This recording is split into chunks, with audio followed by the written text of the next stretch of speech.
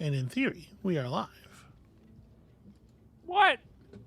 And according to the YouTube backend, in practice also, we are live. That's crazy. I'm putting this here because it's force of habit, basically. So I don't know if you want to do anything with that. Okay. Well, let me get into it because I could not find it on your page. Well, that's fun. That bodes well for people being able to participate in the stream. What is this pretty thing you're doing, baby? So yeah, this is Shapes 2 Factory, which I should probably have verified. This come out today? This came out today. I couldn't remember if it was a couple days old or not. Yeah, this came out today. I saw the trailer and my brain came out of my head. Look at it. Fucking look at all the little shapes. Look at all the chopping and stuff that I'm doing to them. I'm factorizing them. Put things in the things and check this out. Oh, look at the little machine. Wow. It clumps them all together. It kind of clips them in at the edges a little bit there. It's good. That's my opinion. It's good when the thing does that thing. Yeah. Now here's the okay. real trick. Now I want 125 of that red thing with the blue thing on it, but then with the red thing on it also. They want it. Can you believe that? Who could need such a complicated device? Who could need such a complicated shape? So anyway, I figured we'd go live, and if nobody catches it, this is way not our normal stream time, but if nobody catches it, it'll still create a VOD. I'm just sort of exploring this thing. I don't have my operator's license yet, Amabel. I'm not licensed to play this video game. Okay. I want you to know that. So it doesn't feel like I'm misleading you. So, in order to stack another thing, I'm going to have to create another set of stackers, which is this command. And we got to feed in red squares, additional red squares. So we'll come down here to where all the red squares are. These are my naturally occurring red square reserves. We set miners down to mine them from the naturally occurring red square vein that we've discovered. And then I'll just build some stuff here. Wait, don't put the anchor for the thing there. Put the anchor for it here. And then, right as we approach, we will step up onto the next level. We'll build a second tier. And then connect that like that and check it out. In theory, this could run ever. We're currently having a little bit of trouble. Oh, you know what? Hold on. I made a very problematic structure here. Let me delete all these belts. These should just be, straight through belts. There we go. Okay, so everything's serving those, and if I make these visible again, here come the little ladder that moves the red squares up onto the second tier so that they can be put on top of the other existing shape and then packed in a little bit at the corners. Look at it. That's incredible technology. And then what do we do with them once we got them built? They go in the big fucking hole. Yeah. Why did I build those? So they could go in the hole, obviously. Where does the hole go? Not a question that we ask around here.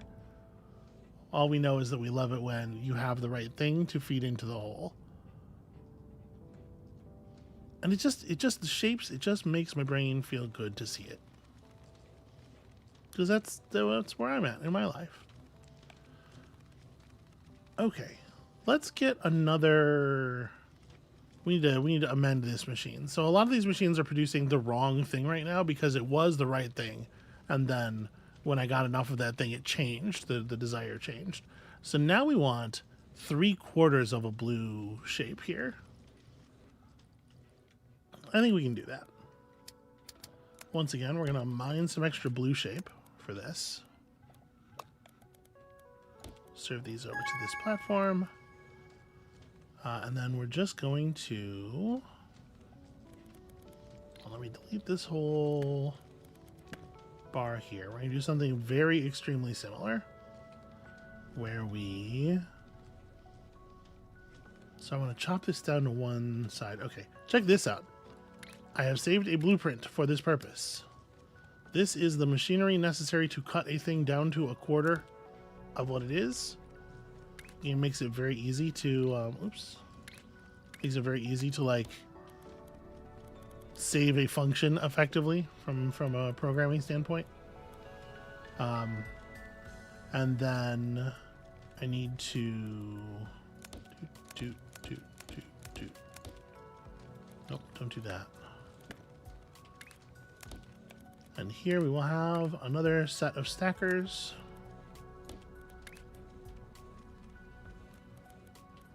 And the belts will go like this. The exit belts. So it should be as easy as pulling this over here, elevating the belt, feeding all this stuff into the top end of the stacker, and then... Excuse me. Sorry. Right? Yeah, perfect. Look at that. Okay. So, 60 of those, no problem.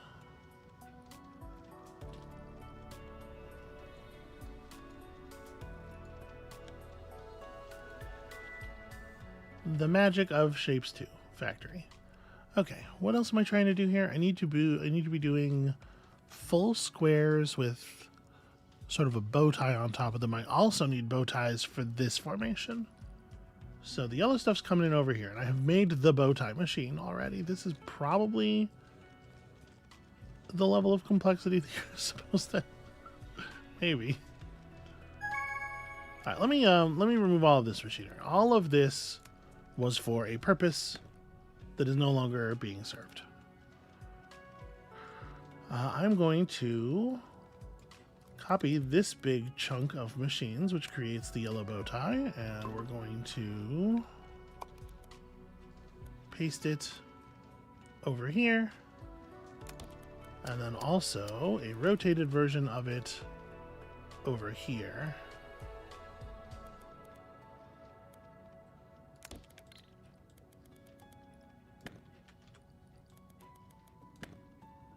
So we can, in theory, just feed these gray things into this, these yellow things into this, and then stack them on top of each other and everything should be cool. Right? Yeah. Amabel, I'm getting the sense that you don't really believe in this project.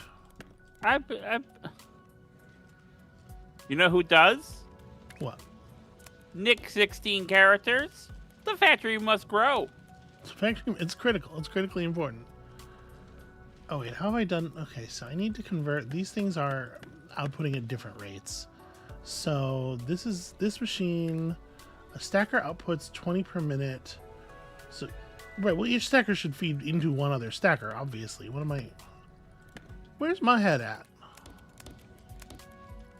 I'm so used to building my stackers in groups of 6 because the stackers work a 1/6 as fast as the belt. But obviously I have a bunch of stackers over here already, so I should just use them.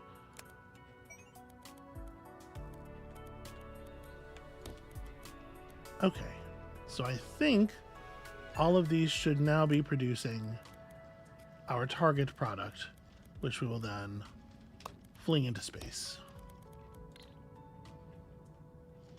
Right, that looks pretty good. No, that's exactly the opposite. I've done it 100% backwards, Amabel. Shoot. Okay. The yellow thing is the base of the shape, and the gray thing goes on top of that. Let me reconfigure this whole bit. What a silly error.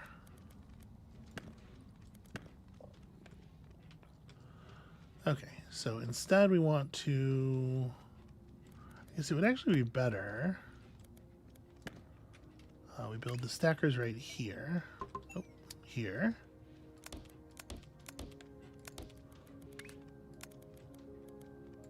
outputting like that. This is a problem. I often don't actually look at which piece needs to go where. I'm just like, these things, combine them. Okay, that will put the gray ones on top of the yellow ones, creating this shape correctly. Should turn in my jobs here.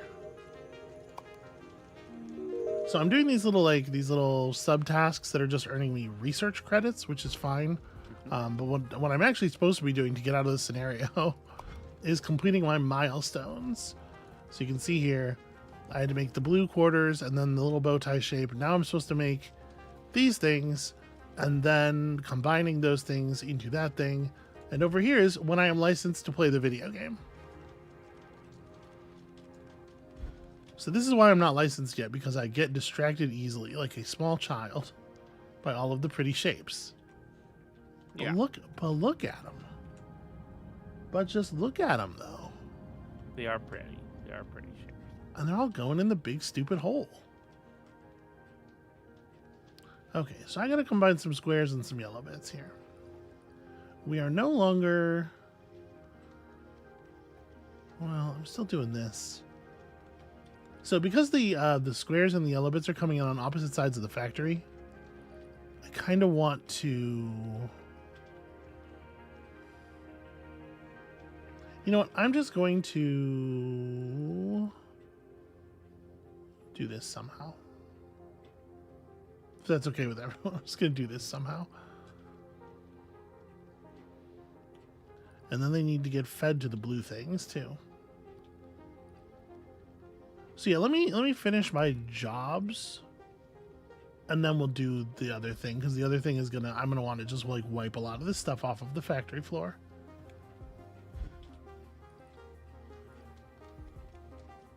Okay, is that cool with you, Amabel? That is cool with me. You're so There's demanding. a lot going on here. No, I'm I don't know not. what you're talking about. I'm just glad to hang out with you and the person in chat. None of this is confusing. This is all normal. Alright, what if we mined even more weird blue shape? Anchor right there. Throw it over here. Anchor. Make use of the fact that this is elevated. Anchor. And then check this out. We'll just launch this over to here, where we will receive it again.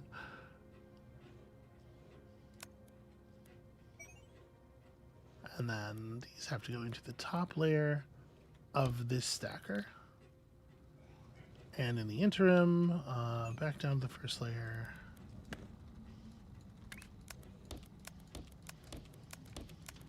All these just run through, and there we go. That should be the most beautiful product.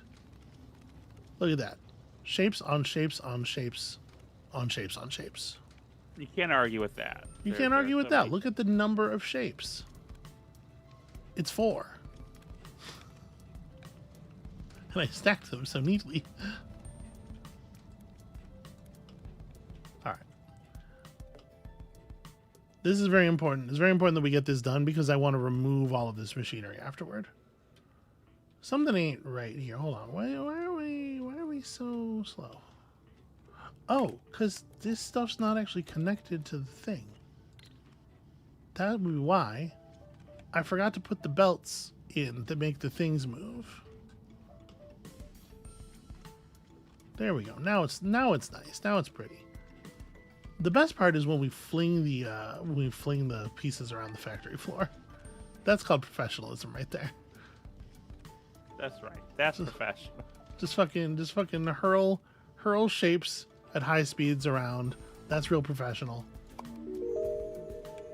All right, we've completed that line, so we can reclaim all of that space safely. Let's make this blue thing work. Is there another? There's not another line on the. Oh no, there is. Then I have to take that result and quarter it. I mean, I have a machine for that. I guess that's fine. But then once I'm going to do that so that I can then just reclaim all this space and use it for the blue machine. Because otherwise I'm going to have to pick up all the blue pieces and move them over. And that sounds like an annoyance. All right, so do this, but quarter it. Well, let me tell you something about quartering it. Annabelle, what's the thing I'm going to tell you about quartering it? You gotta draw it first.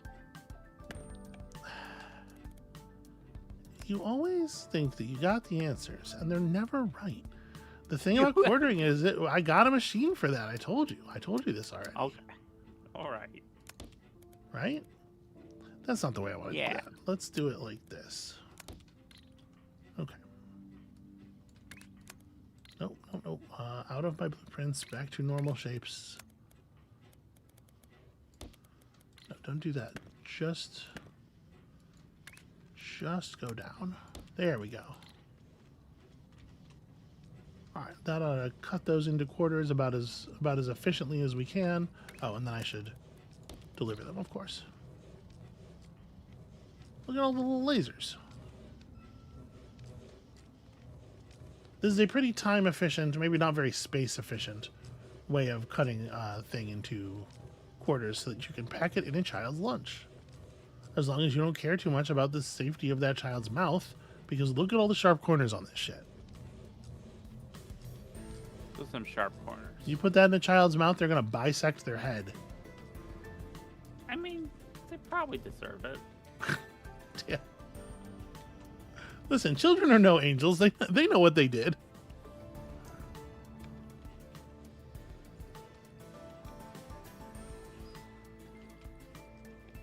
Okay, so while all that's happening, this blue thing's actually going to be very simple to complete once this is done, because I just need to run one of these blue mining lines under a stacker, and then we're good. So let's hurl 5 more of these shapes into the void. But anyway, yeah, I wanted to play this a bunch, and I figured this is the kind of thing that could just be like, we could just go live and then point to a VOD or whatever later. Okay, so now I'm going to remove all of the machinery associated with this bit. All of it. There we go. Okay, because all I really want to do here is run another set of stackers.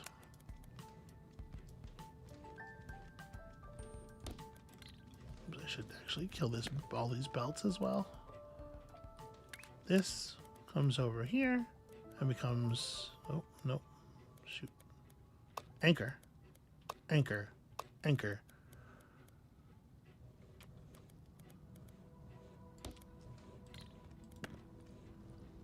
Yeah, you know what? Actually, I'm being silly. This can't be here. These have to be here because I need to leave enough room for the one belt to become elevated. So these feed in at the bottom. Then these... I wonder if this is going to work. These come out and I raise them up. Does that work? Are we... Yeah, we're not colliding. Everything's fine. Everything's fine.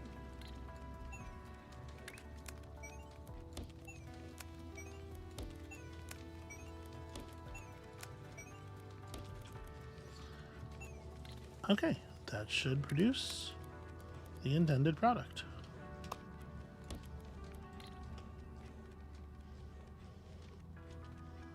It's not producing the intended product.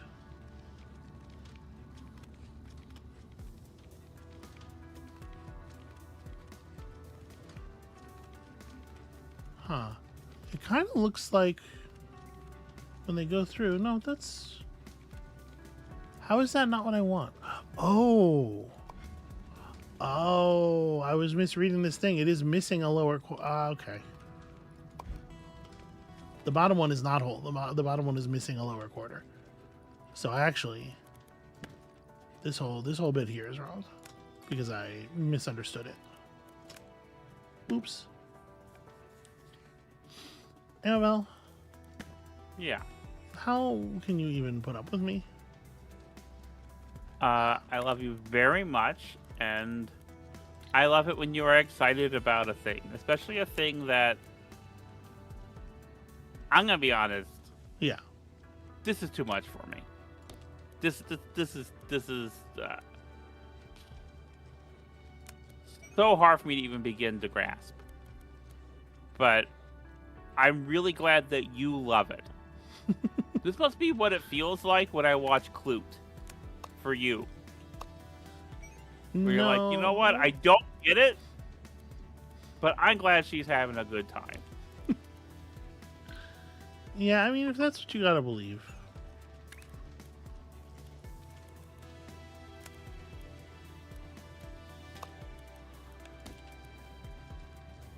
Well, hold on now.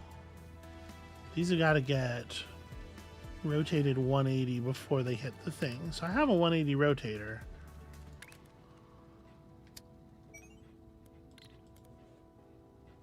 Let me rebuild-tonate this. I'm sorry. The moment I start playing in front of people, all of a sudden my belt control goes to hell. I'm very messy, and I'm embarrassed about it. You're fine. So what I want to do here is, how many outputs do we have here? This outputs 60 per minute. So I would kind of like to do a double on that.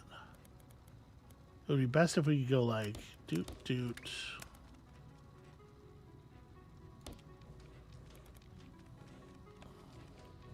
But only some of the things are getting doubled. And it's got to be the close ones.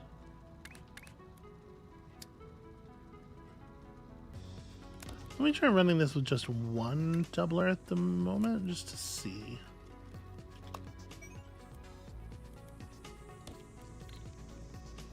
Okay. So,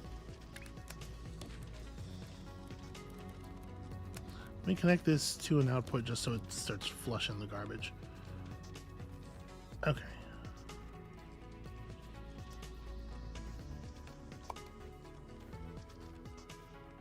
And then in theory, if we put stackers right here, they should output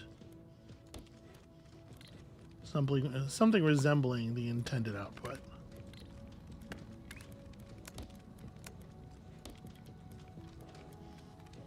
And that's probably not, yeah, that is in fact the intended output. It's not very time efficient. You can see there's all these gaps.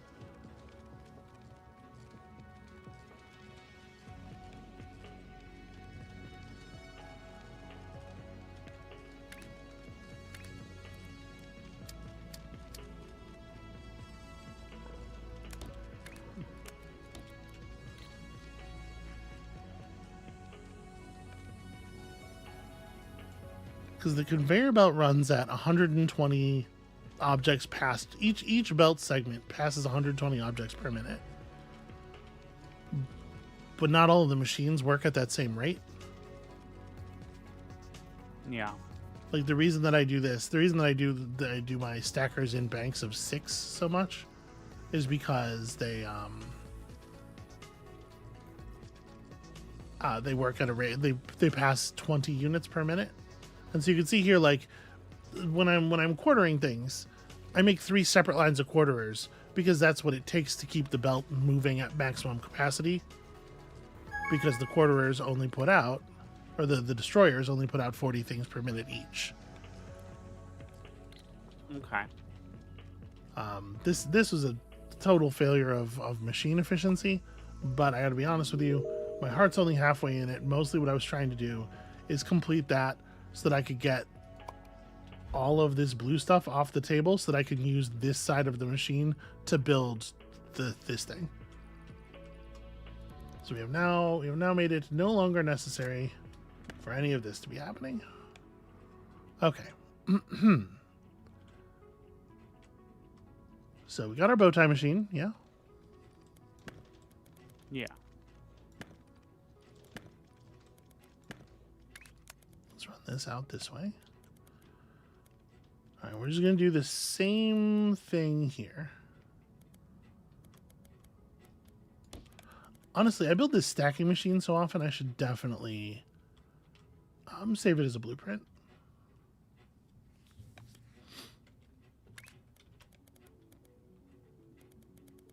So we're going to go... Doesn't really matter exactly where I do it, I guess. But I want it to be far enough back that I have room to do another layer. Yeah, so let's do it pretty far back. 4, 5, 6. The yellow thing goes on top, so we just have... Just have a line of...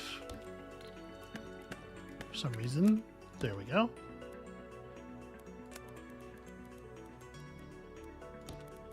Alright, line of circles coming in like this, and then a line of yellow things coming in like this.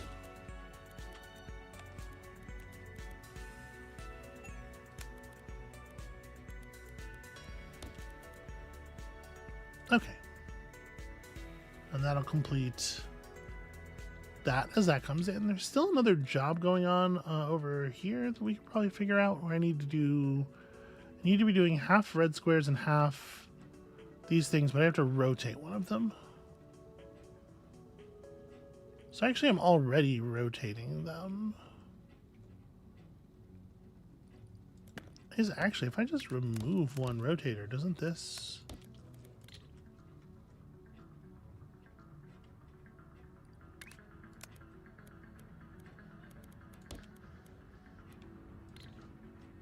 Is that shape not an acceptable version of this thing? It's got half of a circle on top of half of a red thing.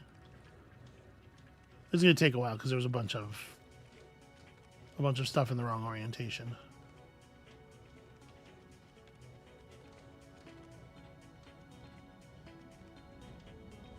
But yeah, that's okay. I think we're building the right thing now. It usually shows you a little green check mark when you're doing it right. Like, yeah, like this. Like, hey, that's the intended output. Well, it's not counting the. But I'm wondering if it's doing that right. If it's not doing that right now because there's so much garbage in the chute. It doesn't seem to be reading these as good. Yeah. Things don't generally have to be rotated to Oh, but you know what? Is my shape mirrored? My shape is mirrored. Okay. This is wrong because I'm submitting rotation. The thing being rotationally wrong is fine, but you can't mirror it. Well, that's easily fixed at least. If I take this thing and I just move it back and then throw mirrors on, I think that should do it.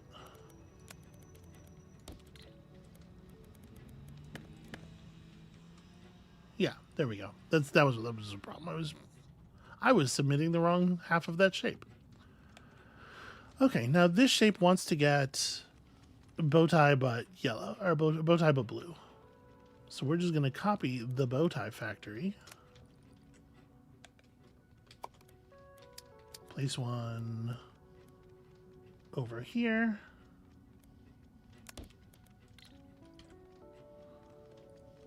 Feed one of these blue lines into it. And then these need to get rotated.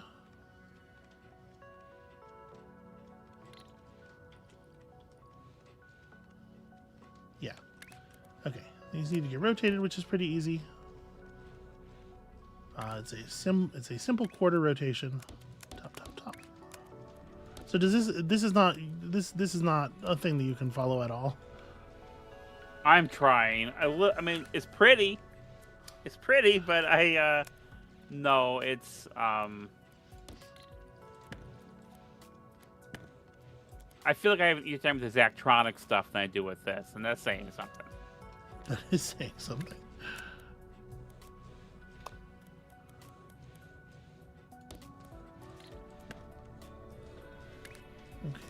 come to here and then raise this up. And then come down here, and I believe that is a successful machine. So to break this down piece by piece, right? I'm getting whole red squares, right? We're taking the red squares, we're throwing them over a thing, feeding them down this belt into this machine, which uses them as the base for this stacking behavior, right? So you see the red squares come in. Yeah. They come out as red square with yellow bow tie thing on top of it. The yellow bow tie thing is coming from here. We have these yellow shapes that are, again, radially symmetrical. Looks like a D-pad.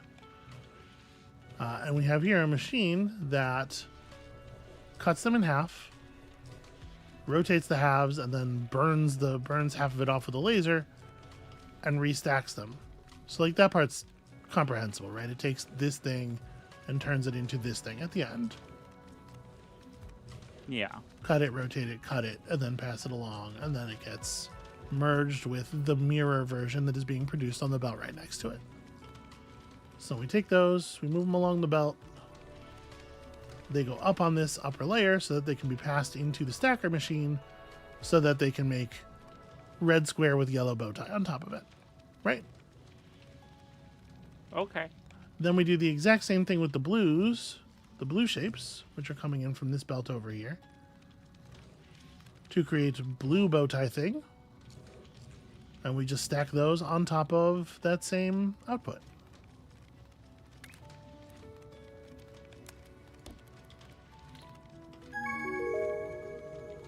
Easy. Here's the thing about this. It's never been so easy.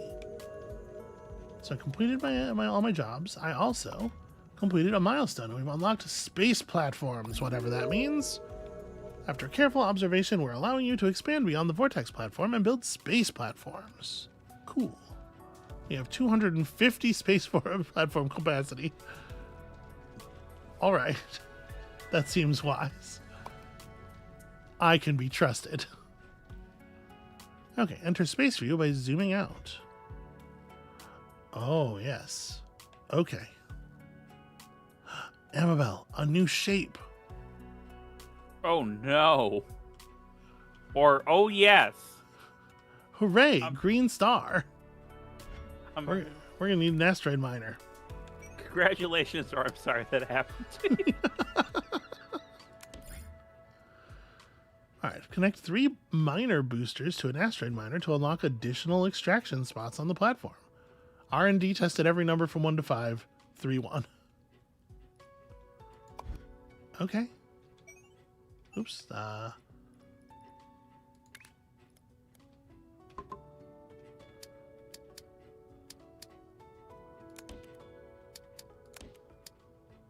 Wait, these are miners. Wait, what are miner boosters? Oh, okay. I see. It's a variant inside them. Ah, okay.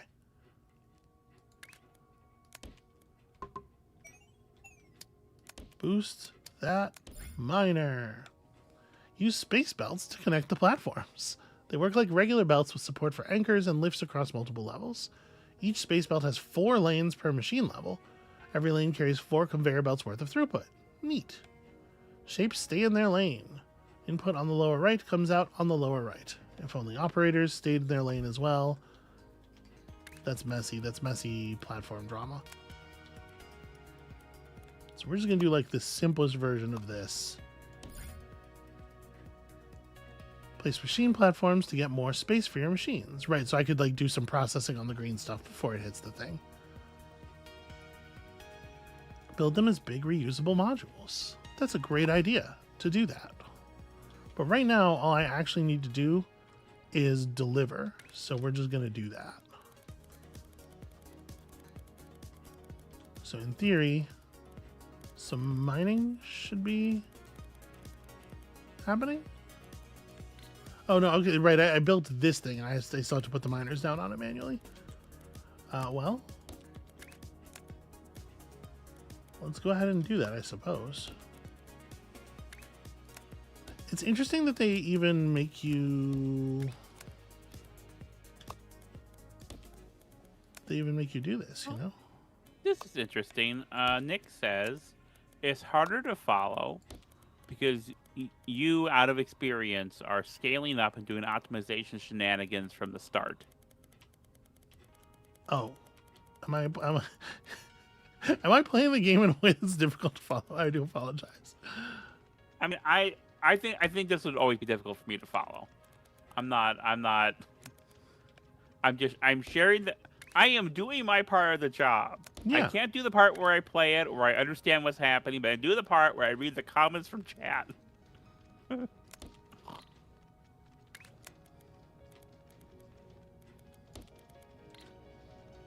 at that. Bam. Okay.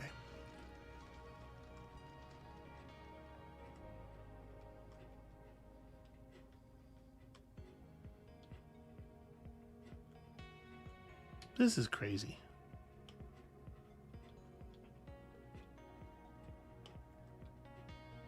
Look at the mining that's going on here. Like in the under level. They've really taken some huge steps to make the game like visually appealing. It just make everything look super fucking cool. Which I appreciate. Oh, I see Tyrio in the chat. Hello, Tyrio. Welcome. Hey, look at that. I accidentally put this in the best possible space. Now I gotta stack these on top of the yellow things.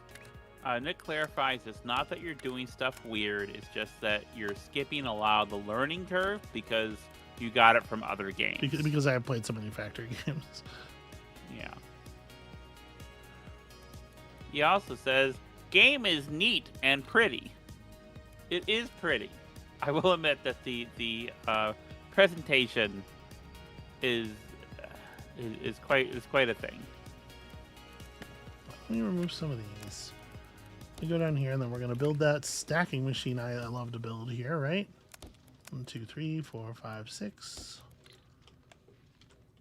You know, the stacking machine.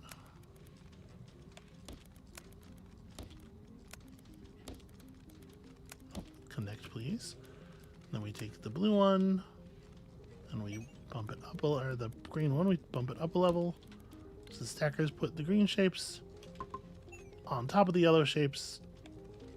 Bam. Easy. Video games. They're happening. To me, right now. And you can see it live here on the internet. Okay.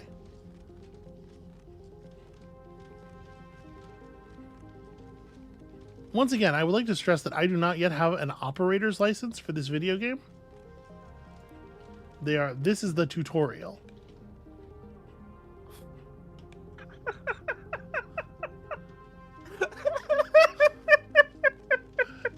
What's so funny? The thing you just said. This looks like tutorial to me. This is where you have to... like beginner stuff for babies to me. That's right. This is where you have to start if you would like to someday be allowed to operate the video game. Okay, now we gotta stack it on top of a blue thing. I'd love to stack it on top of a blue thing. That sounds great. So here's what we're going to do. We're going to just completely reroute this belt. This belt is no longer doing the thing it used to do. It is now producing stuff. So these have to get raised up. We're gonna remove this belt. Right, see our new target shape is just the old shape, but stacked on top of the blue thing, right? Okay. So we're going to take the belt for the old thing, the belt that's coming out of each one of these, and raise it up.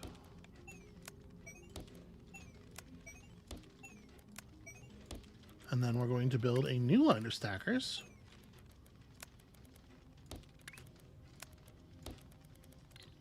And we're going to shoot some blue things over here to fill in the space. Wait, those stackers are too close to the machine. What am I doing? There has to be room for the thing I just said. So the stackers have to go here. right? Because we have an upper input, but we don't have a lower input for these. So, and then we're gonna pull those back. So I need this to come from here.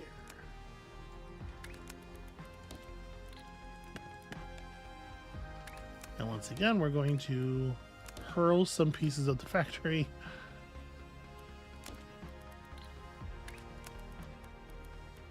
Okay. So now we have the blue shape coming in, being fed into the bottom part of the stacker. Bam.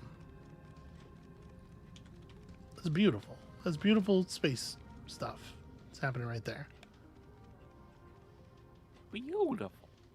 Yeah. Now I could reconfigure this. We're only taking in a quarter of the belt capacity from the space miner. I could speed this process up. We could quadruple the speed of this process if I were to route some more belts in and just do a whole big copy and paste of this machine, the 3-level stacker machine here. Yeah. You know what I do like? I like the freaking Hot Wheels ramps, the kind of just jump. And it catches them with the little flippers, and yeah. Yeah. I really like the way the lift works between the levels.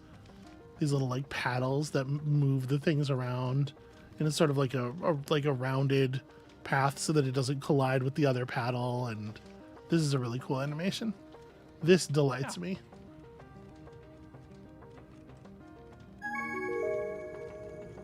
All right, quota complete. We did it! Claim your operator license and get out there. Real factories are waiting. Real factories, Amabel. The vortex must grow. I was in a simulator up to this point.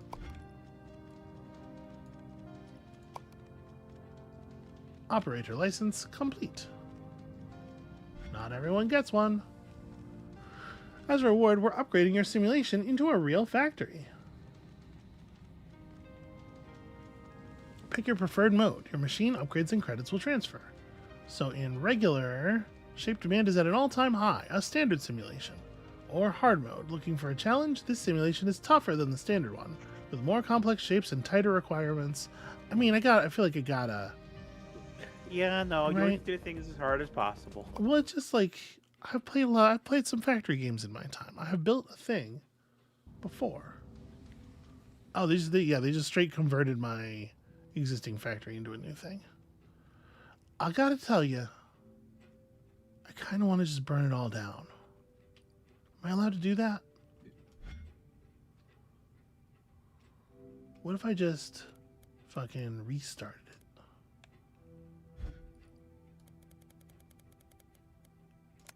Okay. Kaboom. We got our inputs. Let's start working it from there, shall we? Okay. I may as well actually like finish building all the miners. Right? We should have full belt capacity at each of these things. This will be something that I'll be happy I did later.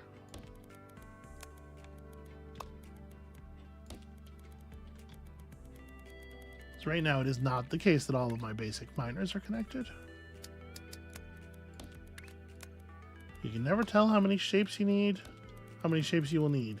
But what you can tell is that it will be more than the amount you are making. That's the wrong button.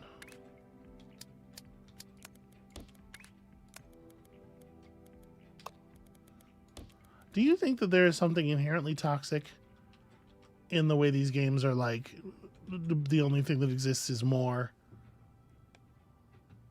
Always more, forever more. I don't know. It is. I tell you what, it is a little too late in the night for me to be engaging in that kind of. Yeah. Capitalism. I mean, I do that all the time. That wasn't specifically about capitalism. It's a factory. It's more. It's what? Trains. Wait till we get trains. And Fluid wires. wagons. And wires. I want to fluid your wagon. Amabel. Terrible. Yeah. This is true. Nick points out in the chat. Dan Olson has a video about this thing I was talking about. It is true that that's the case. Okay, so wires are for setting up like detection a lot, and as such, logic. You know, detection and logic. Yeah. This is some Zectronics shit. Okay. This is not some Zectronics shit. Zectronics is a very particular thing. This is just a factory game. With logic and program. They're all that, baby. Oh, okay.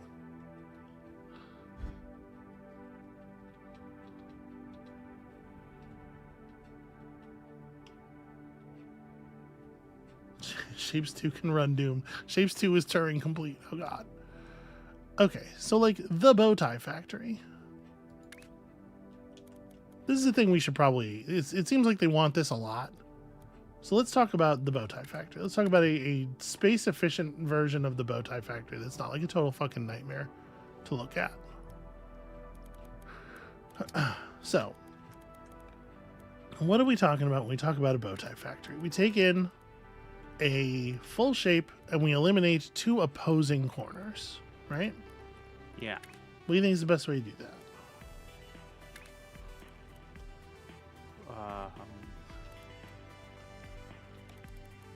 The hungry hippos. Okay, so your brain's a little fried. It's a little. Yeah, to be clear, I was in an 80-degree car for like 2.5 hours, and I'm not doing my best. I am. It's also an hour past my bedtime. I am trying. I like to hang out with my sweetie while she does the thing. You know? Yeah. Why don't you? What is the? Tell me the best way. Well, I kind of am telling you the best way, but visually. Okay. Can you do it with words? I looked for this thing called Let's Play, where you describe. What is it, baby? What a concept! You describe what you're doing while you're doing it. Hold on, I didn't want to rotate. People can follow.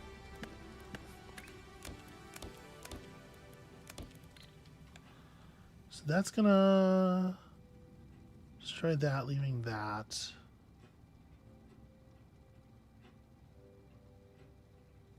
So I'm taking this shape, and I'm putting it. Let me cut the optimization magic here. Let's just talk about what I'm doing at a very base level. Okay, so we're taking it and we're gonna put the full shape into this machine, which literally just cuts it in half and then moves the halves down the line. Right? We want half of each half in the final figure. Make sense? Okay. Okay. Yeah. So we cut this into west half and east half. Then we got to cut some more stuff off of it. So we have a machine called a half destroyer that destroys the west half of any shape. That's cool. But right now, what that's going to do is completely obliterate one of these and do nothing to the other one. You got to rotate it, it's all baby. West. We got to rotate this shit. So, if we rotate this one this way and rotate the other one the other way, nope, that's going to make it the same thing. Yeah, if we rotate these, we can get them in the orientation such that our half destroyer is going to output just 1 bit, right? But because we're always destroying the west half of the shape, what's left is going to be a northeast and a southeast. And do I have the ability to change that? Is there a machine in here that destroys the east half? Actually, no. All right, that's fine. So one of these has to get rotated again, right? So we rotate that thing, And now we have a southwest and a northeast. That's the shape, right? Yeah. So we forward these together, and then we gotta stack them up, right? We gotta recombine them, and the way we recombine them is with this stacker. So the stacker takes an input on the lowest level of the machine, like this, and an input on the level above that. And if we build our belt like this, so we put in this this little piece that pops stuff up to the top. Then look at that. We're making our two quarters, and then combining them, cutting them down into a bow tie. But notice, as we're doing that, look at all the space that's on the belt here. This machine doesn't really run very fast, right? Yeah. A lot of it comes down to this thing. Like, look at the speed of this machine. Look how much time it spends waiting. The cutter outputs 30 units per minute, 30 objects per minute.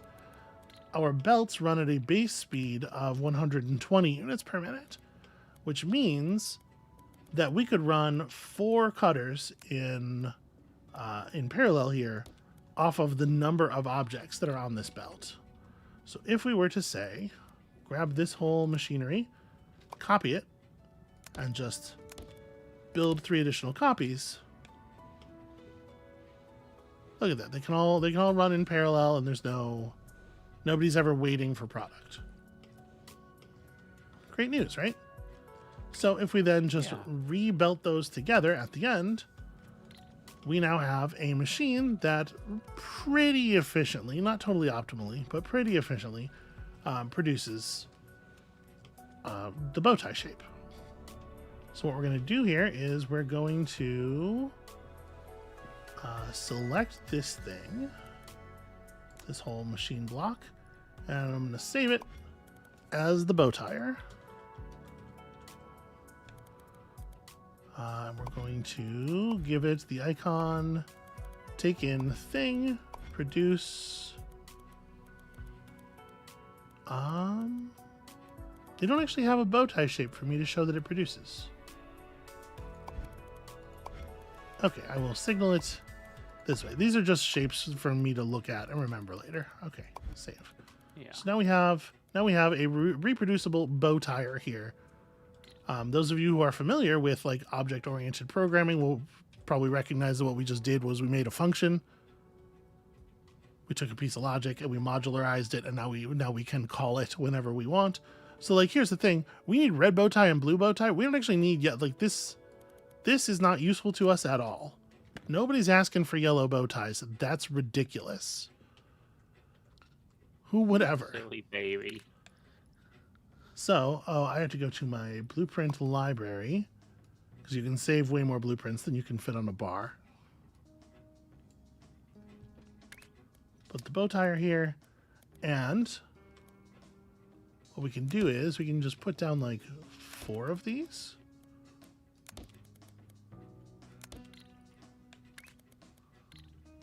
Let me switch back to shapes.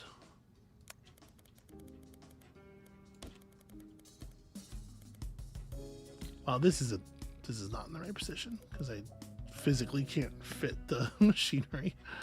I'm gonna need to put this bow tire a little bit further forward because of how incompetently I built the belts. There we go.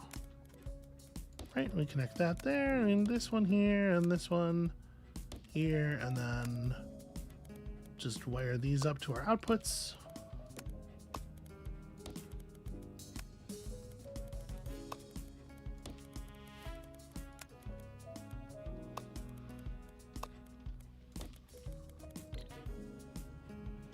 Look at that. Wait, these are blue. These aren't the right guy. Amabel, this is blue, but it's not a square. What are we gonna do? What are we gonna do? Oh no. Well, it turns out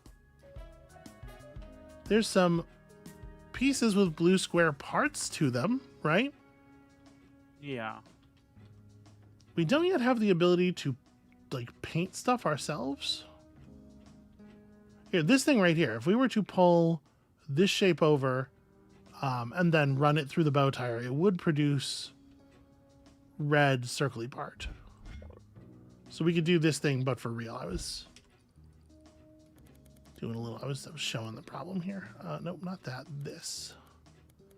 But you can see how we do this, and then it produces like a lot of shapes per minute, and that's like the value of making a blueprint, is that you can then reproduce it, and things can be scaled and whatnot, right? So let's make a space miner for this shape. This shape seems useful. An asteroid miner. So each miner that we put down can produce up to 4 belts of traffic by using... I'm trying to see if there's any reason I would not connect this to the lower left or to the lower right, but I think we're okay.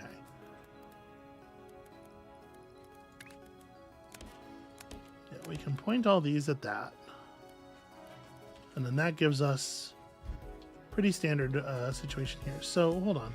Can I make a blueprint of an asteroid miner? Probably. I bet I can. I'm going to go ahead and just run this one down manually. Put in all of our little mining heads, our mini miners.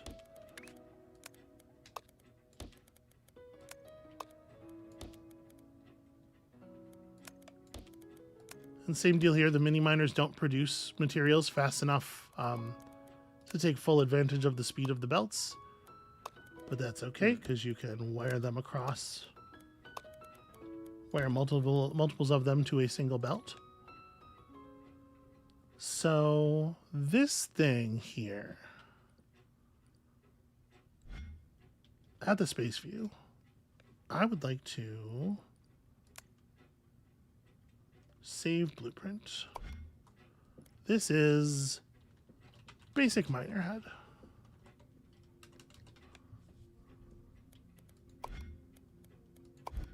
This is just, it produces all 4 lanes of the thing. Okay, we're going to use that again for sure, and we'll space belt this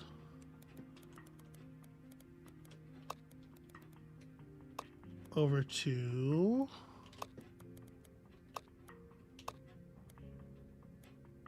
here. Right, we have an input zone here, and now we have stuff coming along in theory. It'll take a while for them to start arriving, but they'll arrive. And now we use our saved blueprint, and we sort of go to town here. We just produce a bunch of this thing.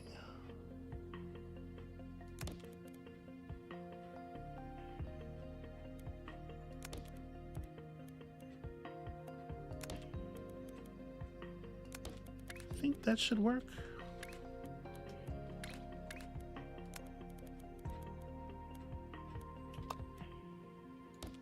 No, I don't want to take in this.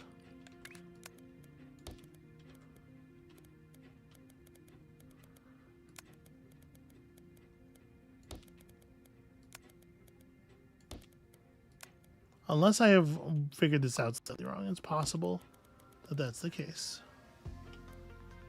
What did I just do? Oh, this one's not constructed correctly because I didn't move it far enough over. I put it down so that it was sort of colliding with the other one, because I am not a professional.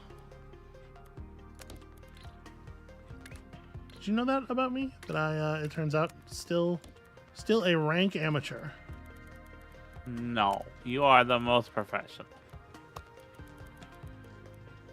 That's adorable. But the licensure board would have my head if I allowed you to say it on stream.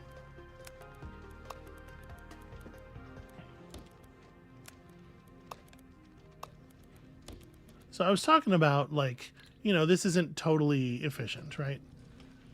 Putting this thing down wrong has caused a problem. You know what I'm going to do about it? What? I'm going to completely remove this bow tire. Rather than figuring it out, I'm just going to place a fresh one that doesn't have the problem of me accidentally overwriting part of the machine. There we go. Okay.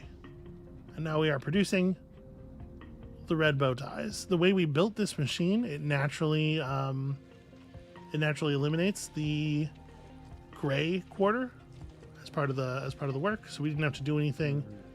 Okay.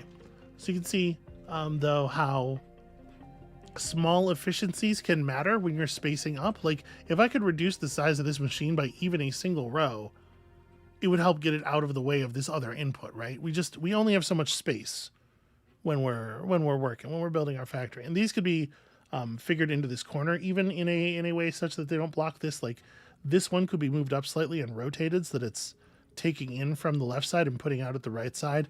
And that would let us slide all three of these further and tuck them in and get clear of this input if that was a thing that we cared about doing. At this moment in this place, it is not, so I'm not going to stress about it. Look. Sorry. Sorry. Do you need to go to bed? I might need to go to bed. I'm going to stay up as long as I can. Okay. Who else is going to interact with the chat? Who else is going to Nick interact says with the the chat? week's almost over. That Is is it? true. I mean, it's Thursday. Yeah, I guess so. Blueprint library.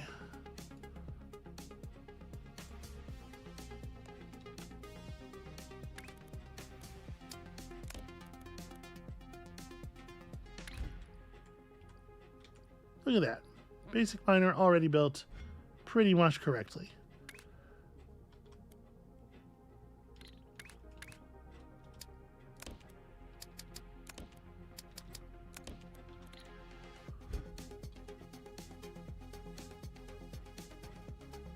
Okay, so we're producing the goods fast enough. Let's produce a belt. Get this thing run over to here. That's not the right place for that anchor. Here we go.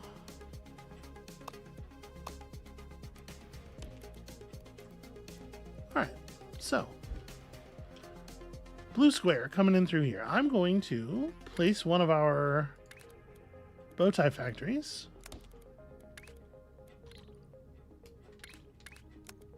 I'm going to connect it to here. This was my concern. We're not rotating the pieces correctly with the basic lineup of the bow tie factory. We're eliminating the wrong corners. Because this thing coming in is, you know, it looks like this. So two of the corners are bad for our purposes. We need to very specifically be pulling the blue corners, right? So let's get down here and dig into exactly what this machine is doing. When we split it, we're ending up with gray, blue, blue, gray. This rotates that way, so we end up with blue and gray. The blue's on the right side, so the gray gets eliminated. But over here, this thing has to be the other rotator.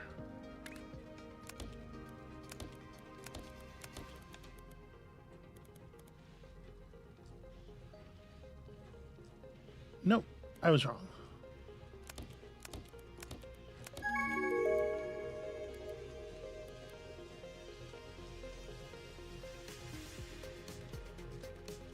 I need... So that rotates that way. Okay, hold on. These have got to get connected to an output because I need them to flush as I make changes.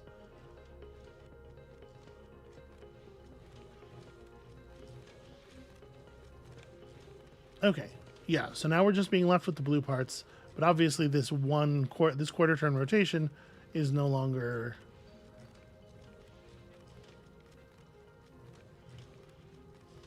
totally ideal because now we're just we're putting the pieces next to each other.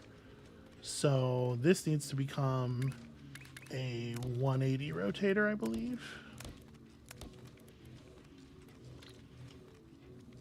Right, because when that rotates,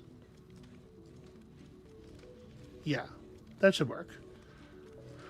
Okay, that also means I need to fix these up here. So clockwise, counterclockwise.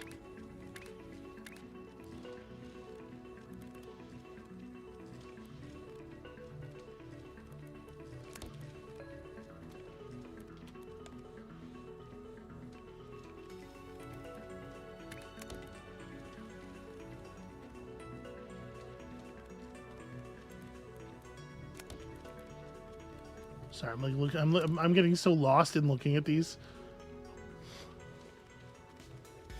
Oh, I'm sorry. I'm putting down the 180s in some places. Jeez. Amabel, how did I get so bad at my job? You're not. You know what would be great? I'm not putting some of the pieces are right. Hold on, I'm very close You know to. what would be great is if you stop saying you were bad at your job, because actually your job is very hard. I've tried to do it I didn't sometimes, say it and I wasn't. do a bad job. I didn't say it wasn't hard. I said I'm doing it wrong, which is an observation that I'm allowed to make. Actually, are you doing it wrong, or are you demonstrating the complexity of the game and showing that it's okay to make mistakes in a game? Here's the thing. I don't believe that it is. Why do you say that to me then? Are you just trying to be nice to me? Are Yeah. you just trying to get in my pants? I don't even wear pants. Yeah, you that's don't what need to put would in be. that much effort. Yeah, what would be the point? Famously. Okay, so we're going to specifically copy this machine. This is an altered version of the other machine. Okay? Okay. Wait, let me put it down here for a second. I want to delete these belts before I go messing with it too much. Okay. So this is a specific circumstance. I'm not going to create a I'm not going to create a special blueprint for this. So let me see here. We'll need to run that to here. That to this. So this should be fair, right? And then put one of these here. And then another one of these can go here, and the last one can go here, and all that should work.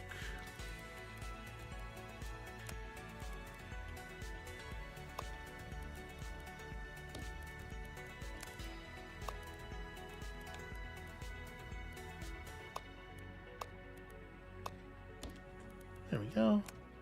And this to here, and over to there, and then this to there.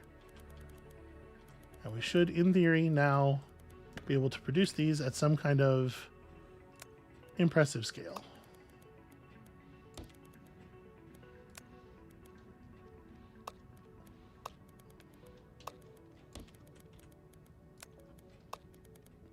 And we don't need to be producing this many objects this fast.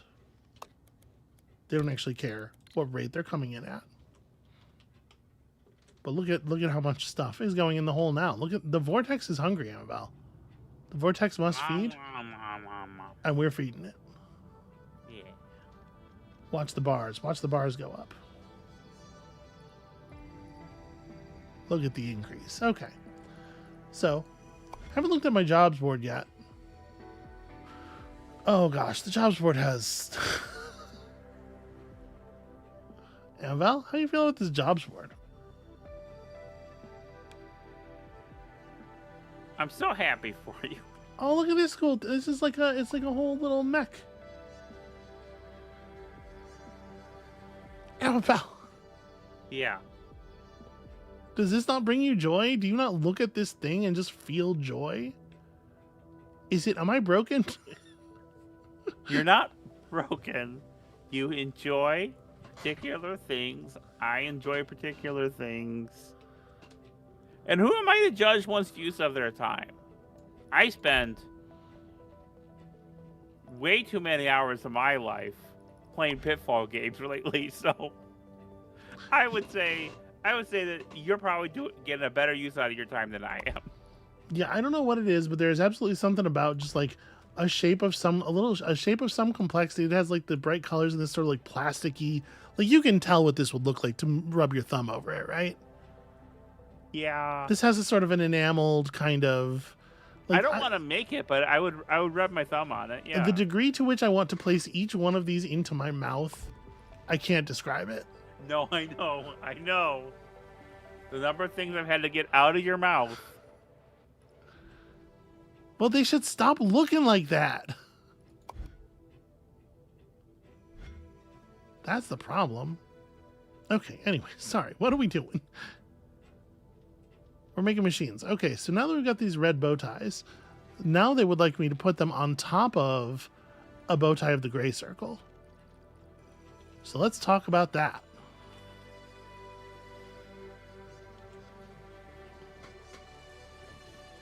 Have you watched enough Good Mythical Morning now that you're hearing it in their delivery when I say it? No, you say it in a different way. Okay. And it's like a common English phrase. Well, sure. So it's less. I'm definitely not going to be able to fit enough of these factories together to produce these at full volume, I mean. Sure, it's a common... It's not really that common of an English phrase. You don't say it all that much. How many times a day... How many times a day do you say, let's talk about that? A couple times. None. Zero. Nick says... BTW... Between... By the way... you can make custom shapes... An actual common English phrase. You can make custom shapes and share it with friends for them to make in their factories. Oh, that's fun. That's fun. The thing about video games is they're really good and fun sometimes.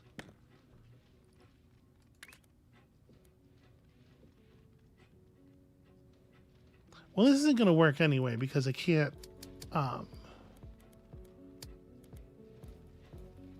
don't have enough belt space. I haven't left myself enough belt space. So, right, like, we're already starting to see it be a problem, right? Where, like, I need to develop a bow tying process that is less space hungry if I want to be able to produce red bow tie stacked on top of gray bow tie at maximum efficiency. Right. And I can absolutely just make some. Right, that's no problem. We can just rig up a couple here and it'll be whatever. But you have to ask yourself, is that good enough for you in life? Yeah. Amabel? Yes. It is? Yeah, okay. That's fine. That's reasonable. Is it good enough for you though? It's not. Okay. So, like, the real process then becomes like looking at this fucking thing and deciding, let me place a naked one here, one that's not doing anything, and be like, where can I cut spots, right? Like this whole bit here, I separated those pieces so that I could show them, working. We can show the space that it takes to work, but we can feed the cutters directly into the rotators. There's no reason not to. And then we have this bit where it's like there's so much just raw belt that you kind of have to wonder, could we cut that? But even having cut one row out of the thing, it does make a difference, right? When you look at like how tight the builds are here.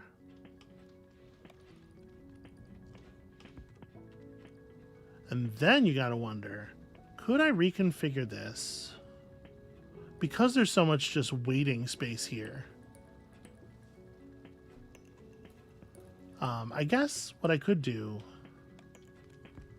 one of these needs to get 180. It doesn't necessarily have to be that one, right? What if we move the 180 over to this side.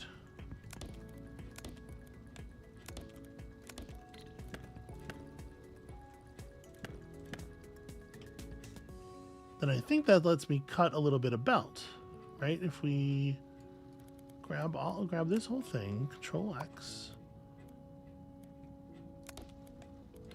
and then plug it in there. I think that will still work. We haven't cut any rows, so to speak, but we cut 2 columns, and I think it will still run at full efficiency. So if we now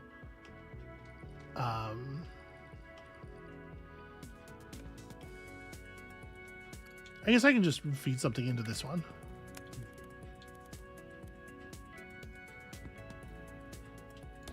Oh, hold on, my output is bad.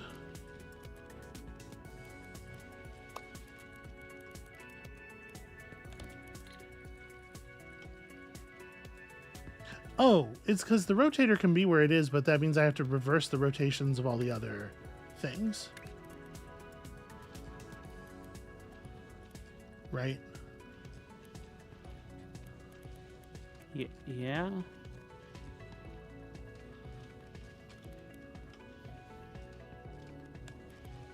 Or no, it's because that was not.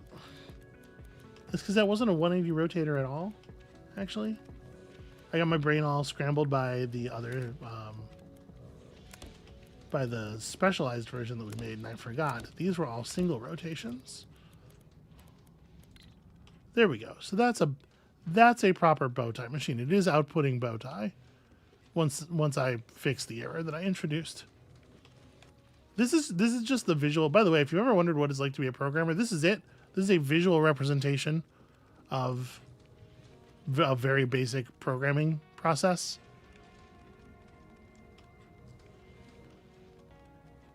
I'll stick with making board games.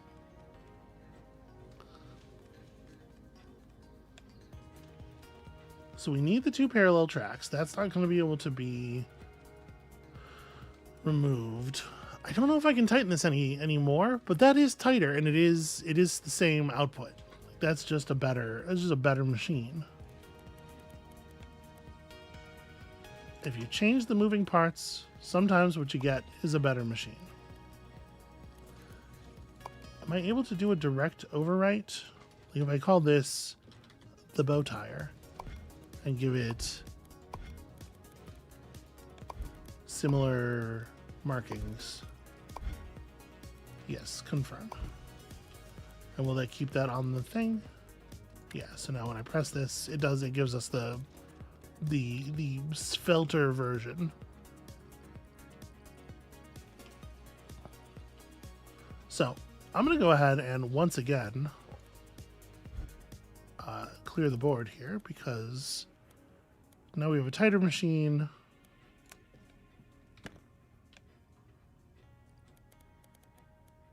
And all of our input desires have changed anyway.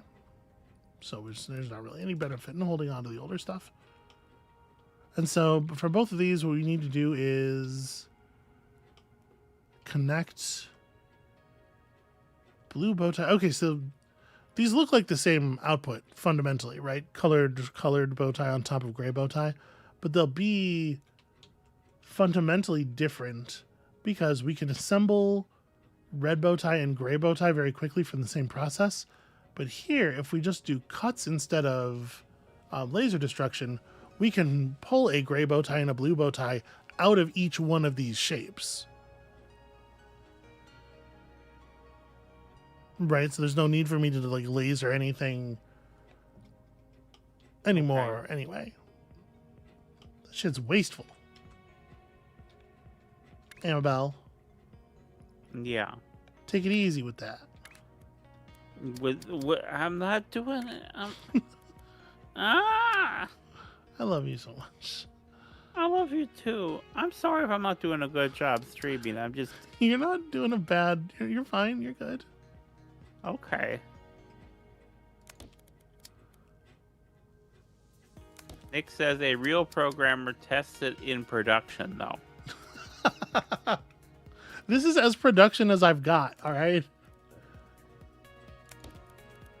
We are publishing to the prod database at all, to the prod environment at all times here.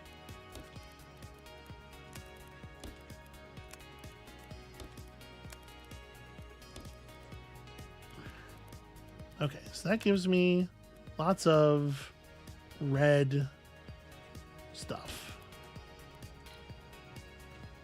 And then over here, we can combine some number of bow tires to produce the gray stuff that we need.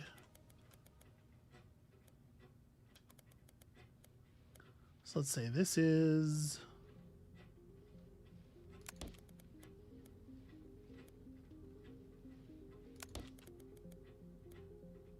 put one more over here, and then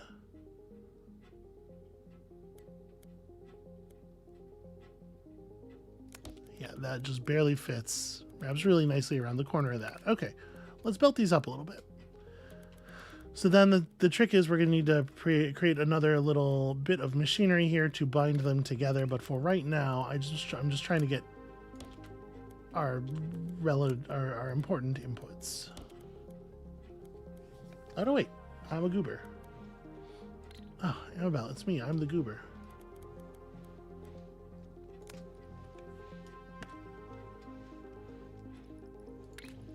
I put that too close to the entrance of the thing. Didn't leave enough room for the belts to run underneath it. Because right, this is going to have to be at least this high up. Oh yeah, and then the output for this one is totally fucked. This ends up having to be okay.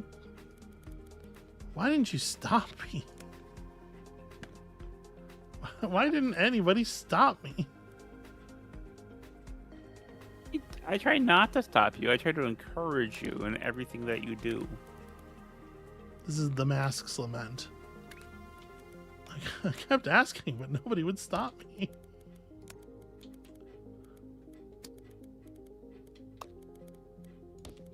Is that a good reference to the 1994 film The Mask? Yeah. So is that one gonna land? It landed. Was it 1994? Probably. Probably.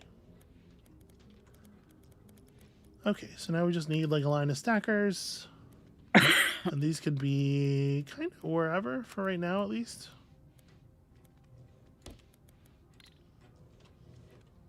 And the idea is, well, each one of these is outputting a whole belt. You know, I may not actually benefit from having this many of these things outputting, just because I don't know that I can build enough stacker banks. We're gonna run into some serious belt problems here. It was 1994, the same year as Ace Ventura and Yep. Dumb and Dumber. It really was a year of Jim Carrey. It was his greatest and most powerful time. Amabel, he is the one who shaped the culture. Yeah, no, that feels right, and I don't like it. Oh, you just say that because one of those movies was deeply dehumanizing to you. So those three, we should be able to, I think, right? So these are the bottom. Yeah. So they go in like this.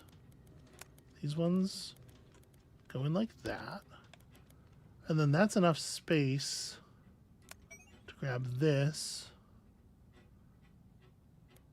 and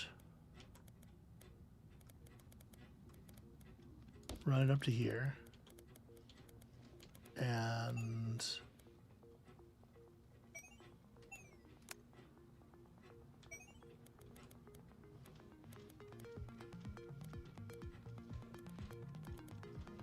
sorry, anchor. Actually, anchor.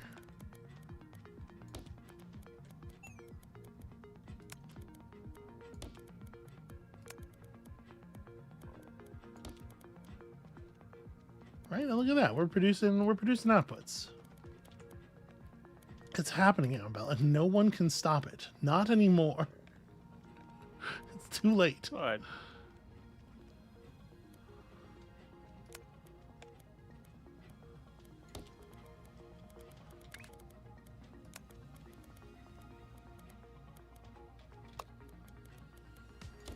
Yeah, we can feed these into here.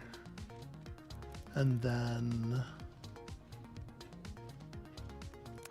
this thing's gonna have to come out over here somewhere.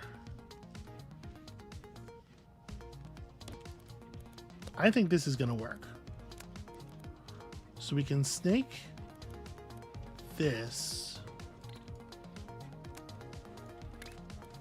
Right, we can snake this underneath these and then raise it up to connect it here. And then we can do a last wall of stackers right here.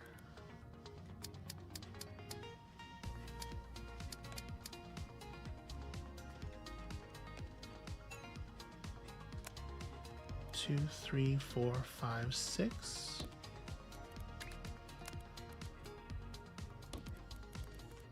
Right, and grab the red thing, and same deal here. Weave it under the other reds, raise it up, connect it, and then let me vanish the top row for a second so we can work.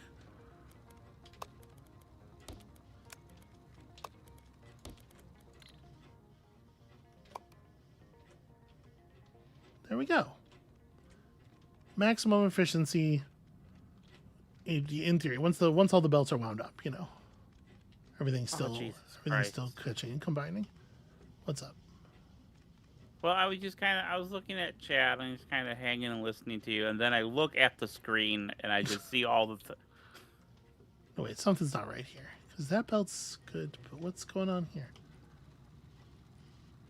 Oh, the belts aren't connected.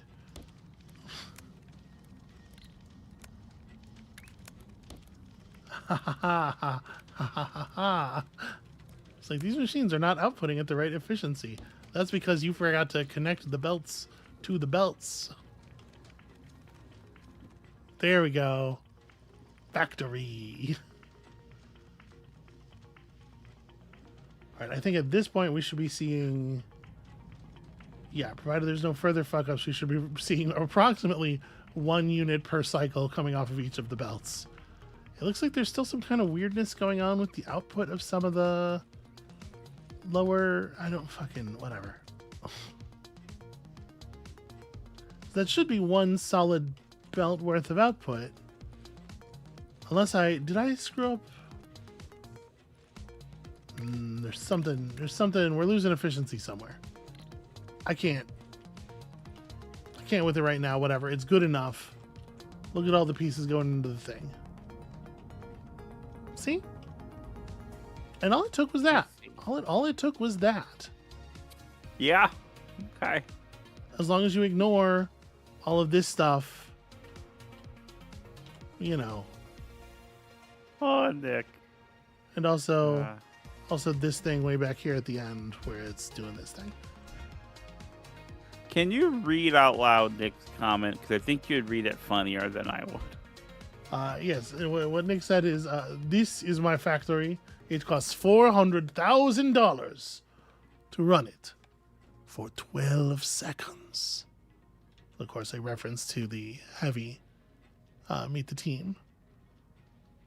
Oh, is that Yes. what that is? Okay. Yes. Then I'm extra glad that I had you read it. Where the heavy is describing, the heavy's talking about his gun.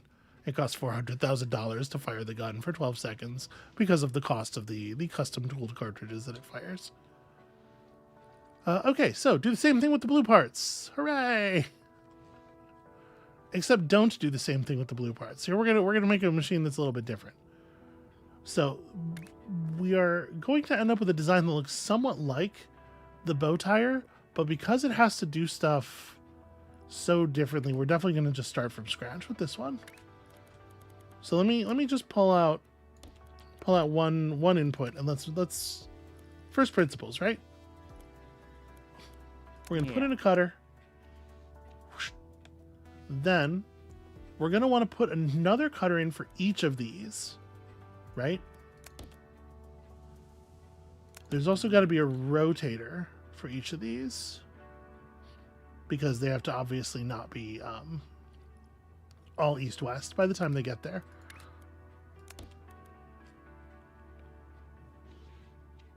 So that's going to necessitate a little bit of spacing here.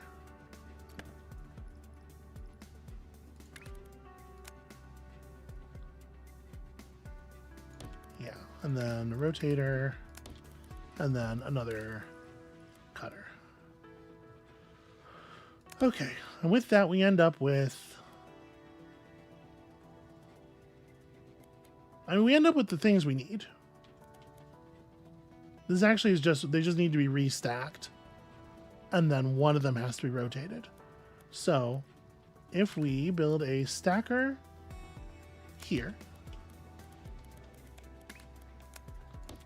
run this gray part in, put this gray part on a lift, that'll produce us a gray bow tie right there.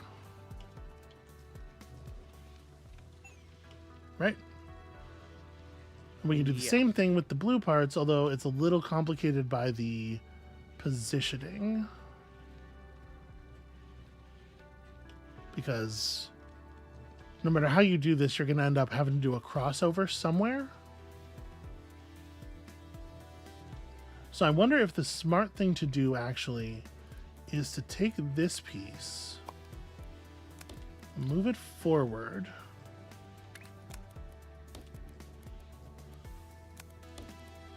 and then have this come up across like this.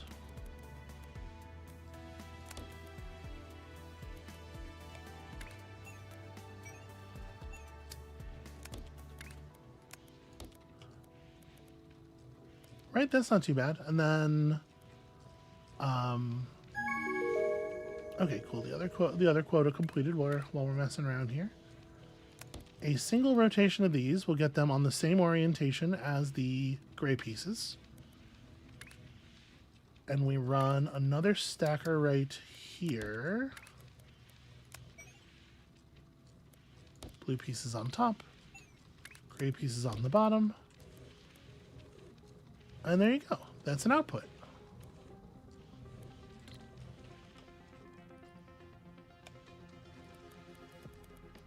Right? Anyone who tells you that's not an output,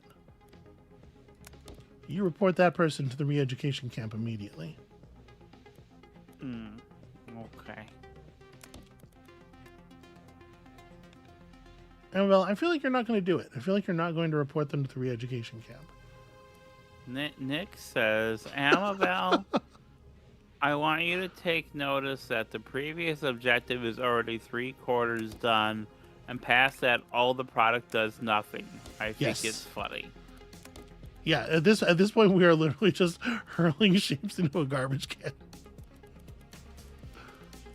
I spent a lot of time optimizing the speed of that process.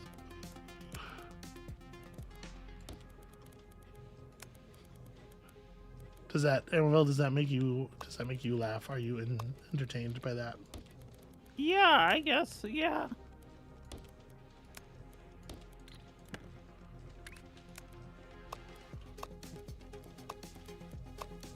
All that optimization, and for what? To look stupid on the internet in front of a bunch of strangers.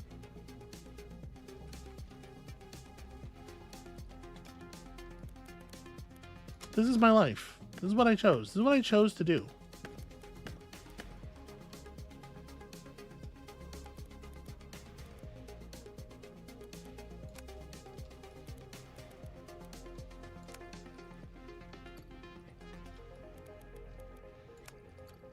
Trying so hard to get a clean select of just the active part here. Okay, so we're gonna go here.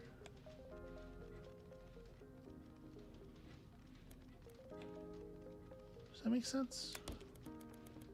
I won't quite have enough room to put a second one of those down, but we can do this and tuck this into the space. Yeah, that's fine.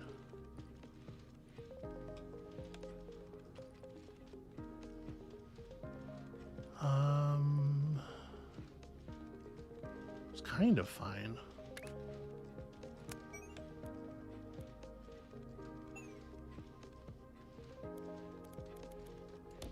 There we go. I gotta remember that I can lift things. That's gonna be important information.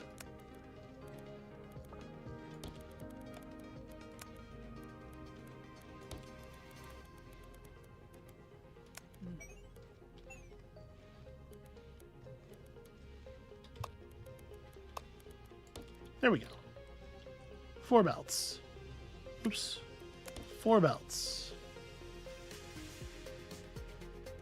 Producing pretty inefficiently, actually. These parts are not. There should be some. Honestly, what there should probably be, because again, we're looking at a 120 unit per minute belt feeding into a 30 unit per minute divider, is I should be all of these should be quadrupled.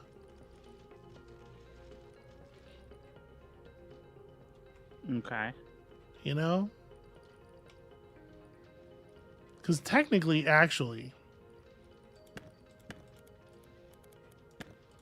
the way I have these laid down right now, 1 belt could service all of these.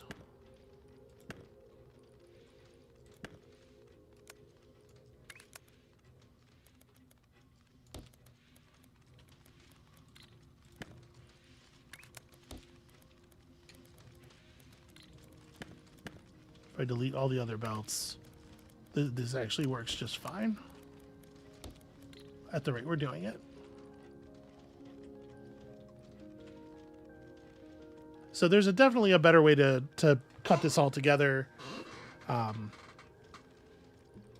would be easier if I were feeding this belt in from somewhere other than this corner, where we're kind of like pressed in already by this huge machine I built to do a different thing that we no longer need and could just delete.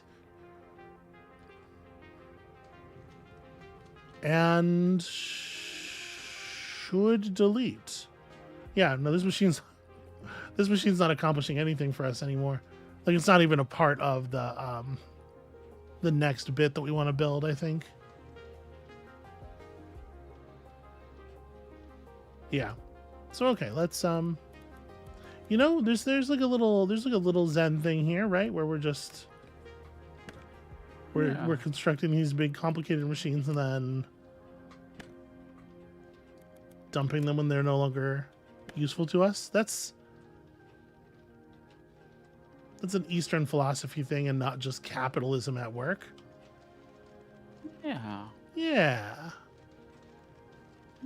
You don't believe anything I'm saying. I'm gonna admit I fell a little bit asleep and then I woke up. Okay, And then you so were talking. You didn't hear a lot of that. I heard some of it. I'm sorry. I feel like, again, I feel like I'm letting you down. And I appreciate you telling me that I'm not doing that. Okay, well, if I decide to tell you that, you'll be the first to know. Oh, no. You're having a good time, right? I am having a good time, yeah. Okay. I'm sorry, I am teasing you a lot. Your joy is good. I love it when you have your joy. Just like this stuff doesn't need to exist. We can speed this process up a little bit. That's what I'm trying to do right now. Because I can take all this, and because it is all coming from the same, it is all going to feed from the same belt. I actually can. Let me put this down here for a second. Wipe this. Grab this whole thing and move it down a space. Can I do this? Is this too much? No, this should be fine. Because this could just be routing onto that belt. This belt can be feeding both of these. And then these can be all just running to the same place and going in here. And that should be the same rate of output that we were achieving before. And look at how much smaller it is. Yeah. And then if we take the whole thing, we can reproduce it. So like if I take this whole monster, let's cut it, move it down this far. Oh, what's the problem here? Oh, well, that belt shouldn't be trying to do that anyway. There we go.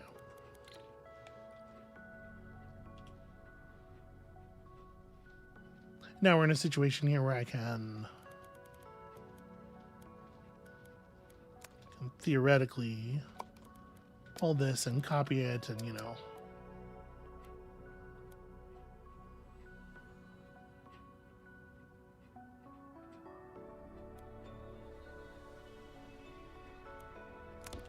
So put this here, actually grab this whole complex and just move it over very slightly. Then that becomes the input for the second belt. The first belt runs all the way around to here.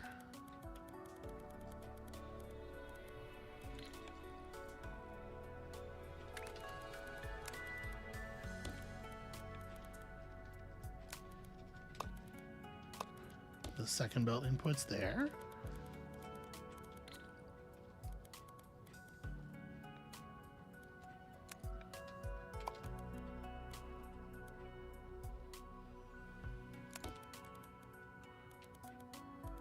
This complex is large enough that it does not, in fact, it doesn't even benefit me to, I can't even fit it across here the way I would like.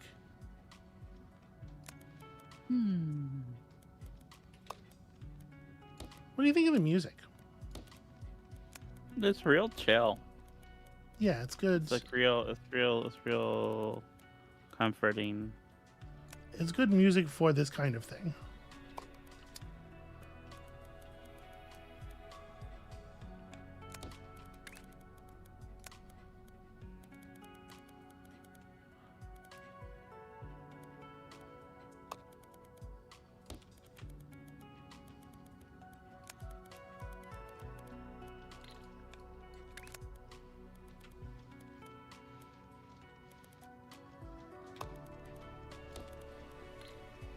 There we go.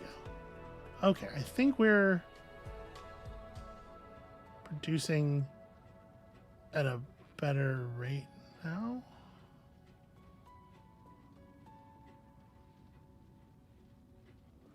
Not entirely. There's some gem up here.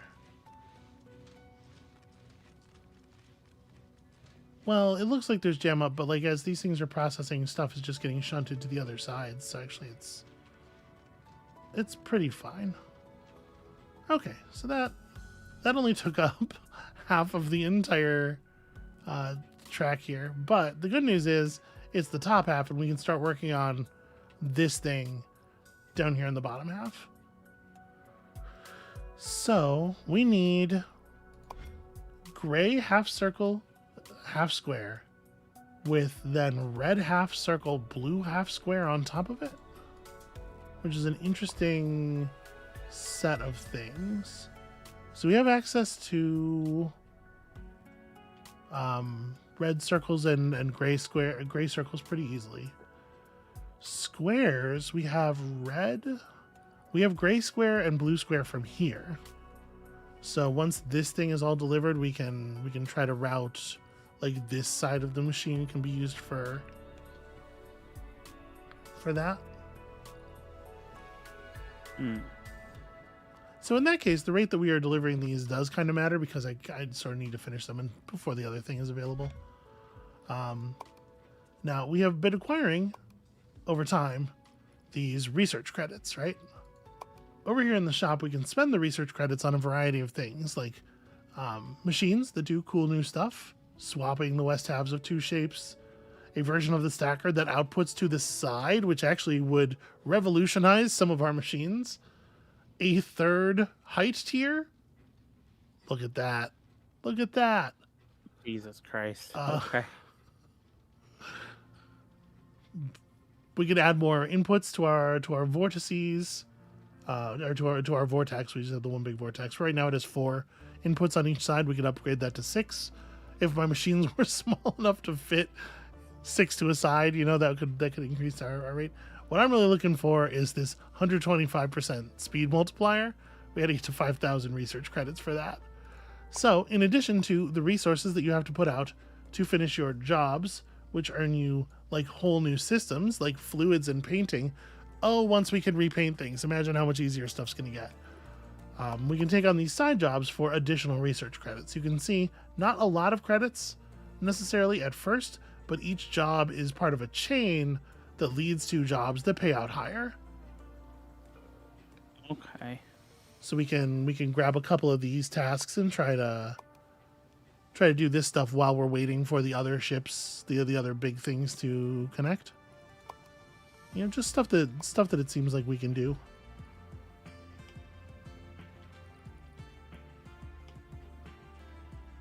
Yeah, Nick says, I love the 3rd level. It destroys all of your extant blueprints. Yeah, the moment you unlock the 3rd level, it's like, okay, everything has to be re-optimized for the fact that now I can pass things over the passovers. It really will allow you to do some footprint work. Footprint work, tightening up the footprints. Yeah. You love that shit. You gotta name it your game of the year.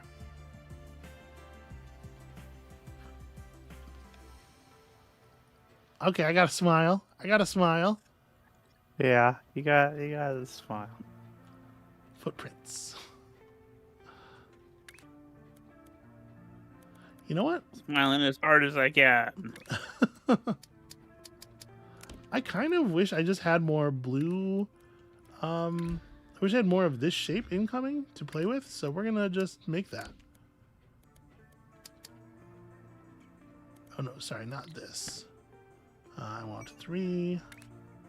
I want booster.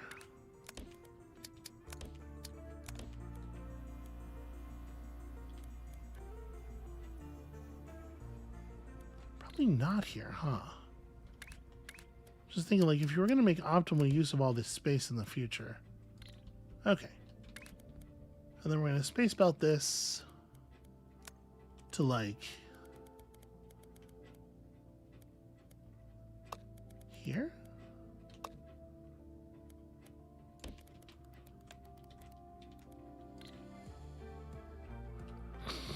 Okay. So we now have the squares and stuff together. We can maybe make some of this stuff happen. But we're actually just about to finish this task, so let's let this run out, and then we'll work on our machine here, and the 8,000 will take some time to deliver once we figure that thing out, and so we can play with jobs in the interim.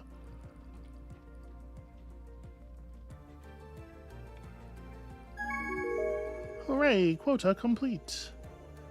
And so you can see, now it is time. Now it is time for the big task, and once we do this, we will unlock fluids. So in a lot of ways, this game's about HRT.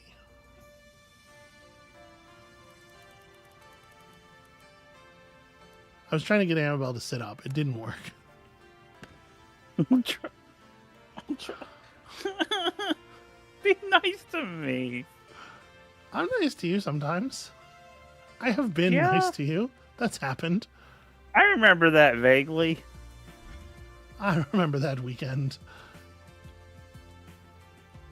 All right, I think one thing that we definitely want, I'm going to re-belt this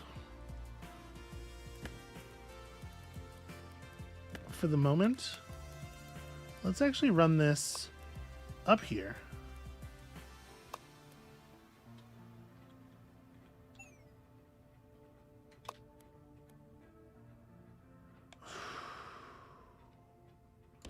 Is this right? Can are these fixable? I mean, I guess I could just delete these, right? But that's exactly the shape All right, I got to do some work. I got to finally space platform. We can do some work on these before they come in. So okay, let's do it.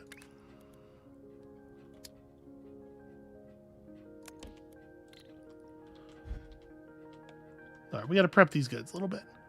So my plan here is to take this thing and make that the left half of this thing. Okay? Does that make sense? Yeah. Yeah? Okay. Yeah, I think so. You are so cute. What? You heard me. So we're gonna cut these in half. And as we all know, we love a heavily parallelized process when we do this.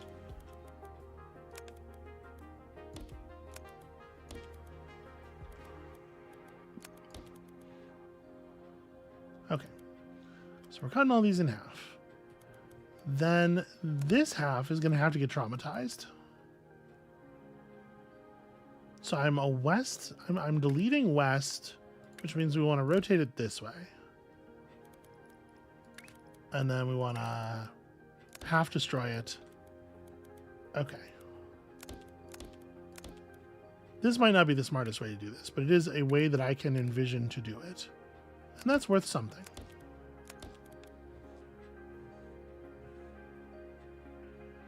No, wait. I'm doing exactly the opposite of what I want to do. Because I'm not paying attention.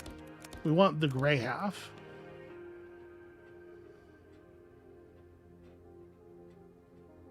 Yes. This one's not going to be this one's going to be like a weird efficiency because we are necessarily producing more red than we produce gray. But it is what it is. So we want to stack the two grays together.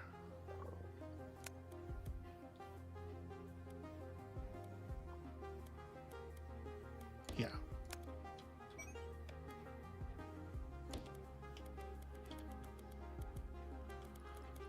So stack. We work these out one at a time. Stacker goes here. Wait, why does that not work? Oh, because I'm on the second level. Yeah. It's like, why does that look so funny? So this is in theory what we want, but I do have to rotate one of them. So it's this one gets rotated this way, right? Should be.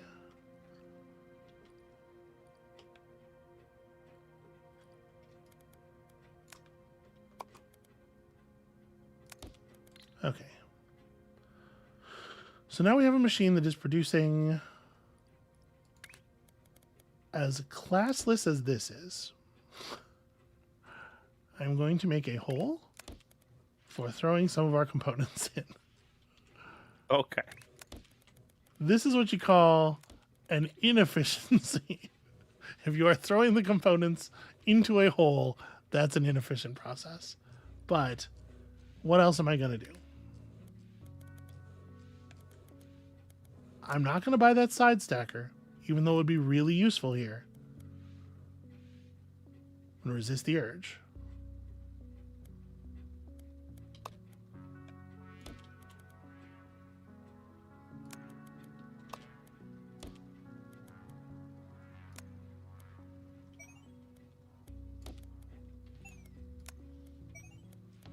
Right, so we do this, and then we build stacker and stacker. Nope, and that's outputting. Shoot, I gotta rotate the things, right? Because that ends up that way. So we need a rotator to rotate this. Yeah. Yeah, beautiful.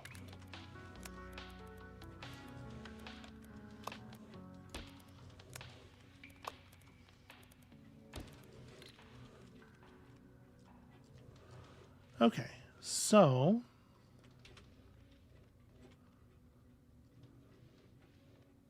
That's not optimally time efficient.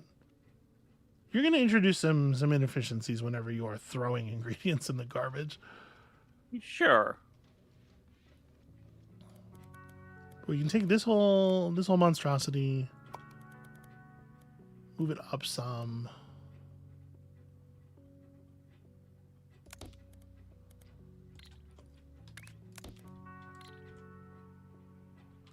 Oh, actually, I have to move it up one more space. Sorry, that was a misread. All right, that'll give the other belts enough room to get out from under it.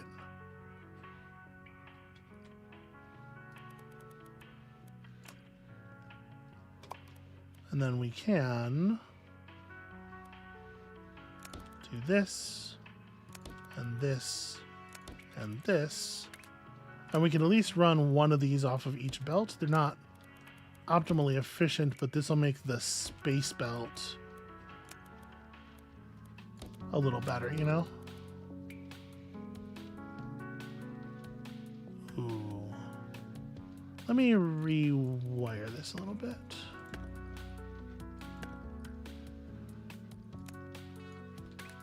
Let's have these ones come in, go up, anchor, come back down. And then you can go bottom level the whole way.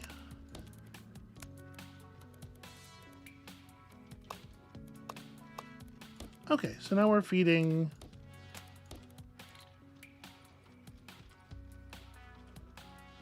some amount of stuff through here. So this is a space belt that is still reading as producing the other thing because we have so much garbage. Let me for the moment. Well, we don't need to do this. I can just finish building what I'm building and we can let the slop clear itself. So we could do the same thing. We could put together a linear platform for processing these parts, and then I could just do the joining here.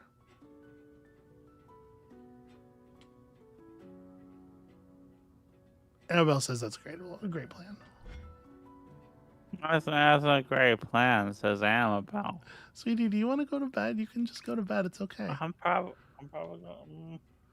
But how will you know when the stream's over? It's a great question. Wait, no, I'm not. So I don't want to be in the machine view yet. I want to be in the space view. Pull down, then machine view. Okay. Don't want to zoom to the machine view from the incorrect zoom of the space view. Obviously. Obvious. Ridiculous. It's a ridiculous plan. So this is going to be a less throwing stuff away full procedure.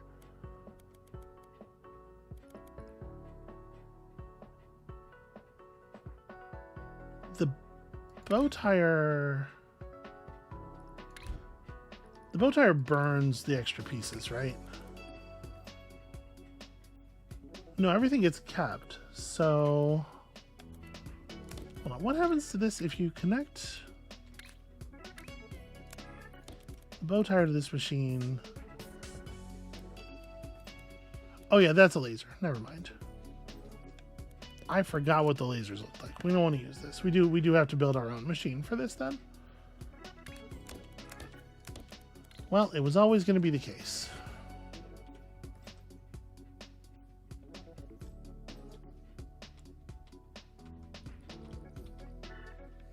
If instead of cutting, yeah, you know what? Let's just go from the start instead of trying to adapt a previous blueprint. So it helps me think if it's bottom up. So we're going to use cutters, obviously. Obviously.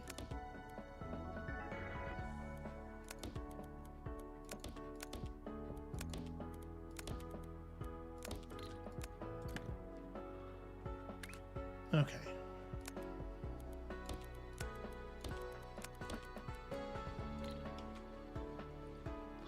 So we rotate things, we cut again. But because we have to cut again twice, it might actually behoove me to just build this once and then duplicate it afterward. So we rotate you to there. We rotate this one the other way. Is that better?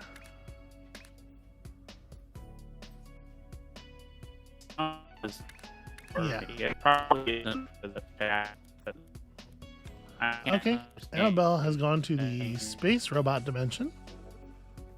Hold on just a second here. Let me check.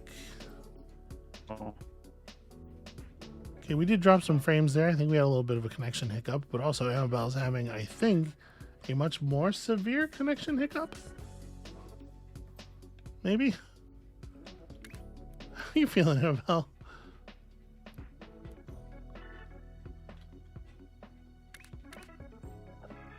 Okay, I think she's disconnected.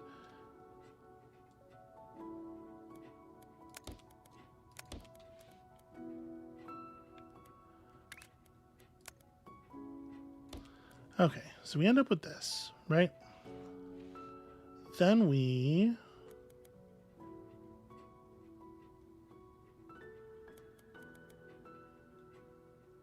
this has to get swapped this way. Then belted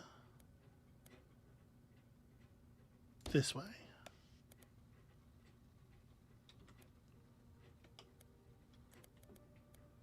We use a stacker here. Connect that there. That gets us half of a blue piece. Brilliant. We do the same thing here.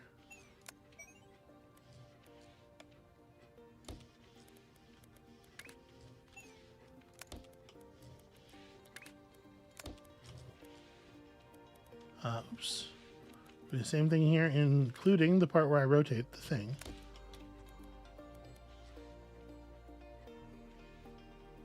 And then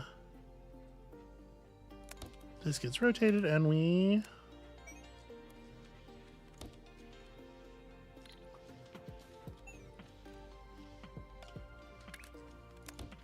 stacker. There we go.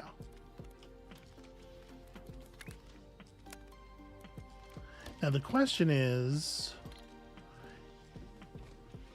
I mean, that's the right orientation for the finished shape. Well, it's a right orientation for the finished shape. Obviously, we can do some rotation on stuff however we want. When these come out, they're coming out in what looks like a south orientation from here.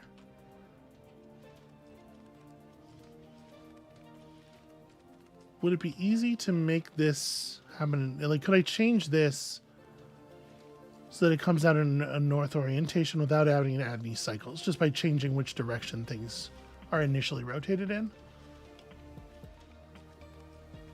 Yeah, if this is already a north orientation, so what we want to do is have the rotator here. They're coming across rightward, so they need to go this way. Okay, so that should give us a situation where all we have to do now is join them, and they're joined. Join them and they're the product.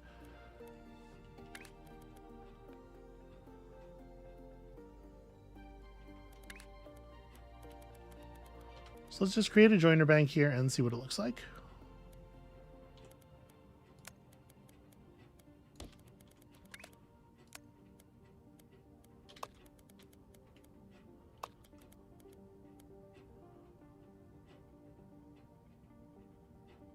It shouldn't matter what's on top.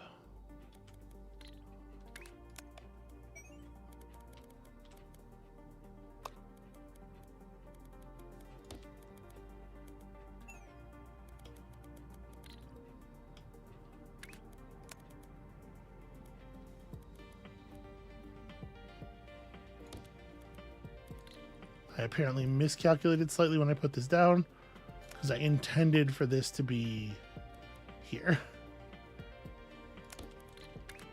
So that the belt would line up really nicely.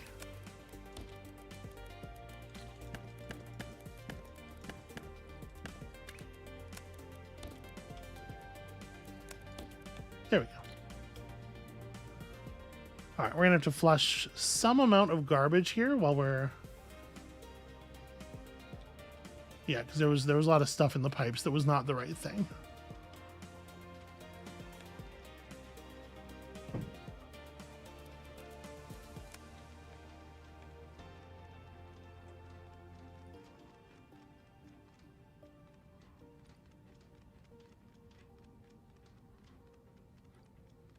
Yeah, I guess let's you know, this is the basic stacker block is a thing that I keep doing. It should really be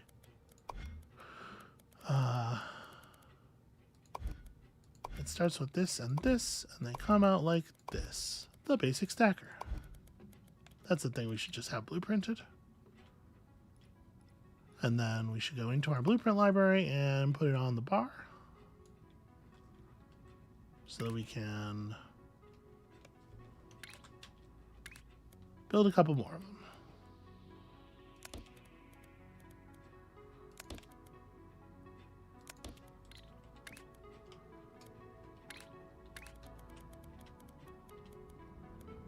Oh, I didn't build the launcher.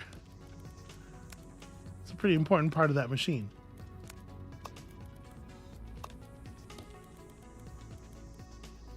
All right, so we're firing parts into space.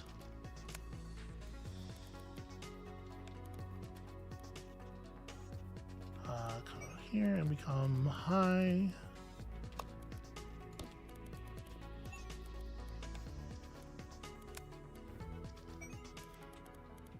There we go, and this should provide us with some real throughput. And I want to make sure all of these, oh wait, no, start on the ground floor, become second floor. Make sure all these are high so that they give the blue pieces room to maneuver underneath them.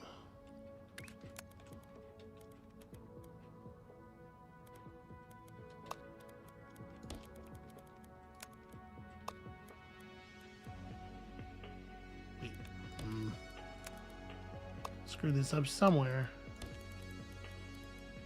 And these are supposed to go to here.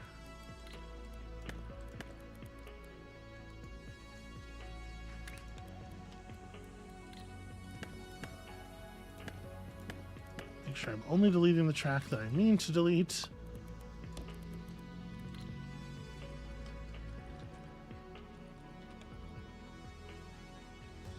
Okay. And so, like I said, there's still going to be some garbage flushing. But eventually these are going to be right. There's some wild shit coming out of this one while it is still flushing trash.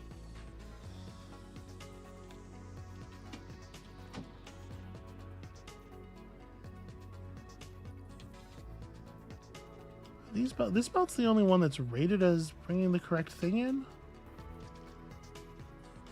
Are these not all? Oh, well, nothing. Oh, right, because I never actually bothered to fix this and have it output in more than one lane. Oops. So, well, I mean, the good news is we're accumulating some correct pieces while I fix that process. So we should be able to run 4 of this thing per input line, right? So this one should get moved over.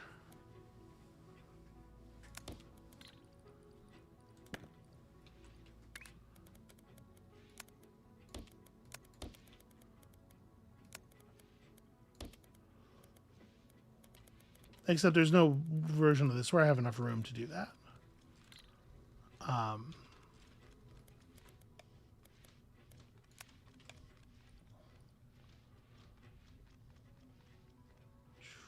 Yeah, actually, this is still not totally right because we definitely want to bring this forward. I guess like I'm trying to optimize space for the other belts, but it's not really going to matter because I can't fit enough machinery on the platform for all of the belts to get used anyway. We can certainly, at the very least, accelerate the rate at which this stuff is coming in. So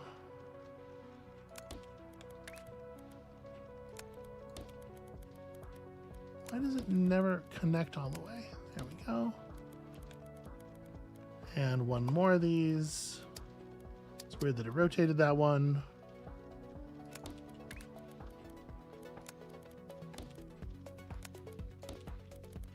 Okay. There's a version of this that tessellates better.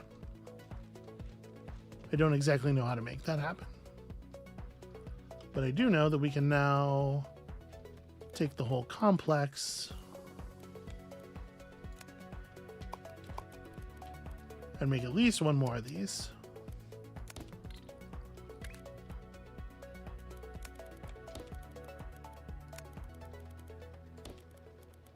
It's not totally ideal, but that did double the throughput. And then the fact is, like, this is the last thing we're doing for this milestone, right? So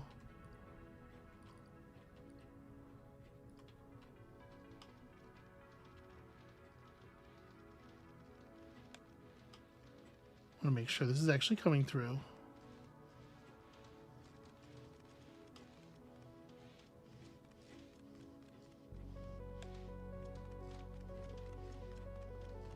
Okay, that's the appropriate product. So that'll be coming through on the left lane of the first tier, which means that it should be happening here. It's making me nervous that this is not showing an understanding that there is going to be output.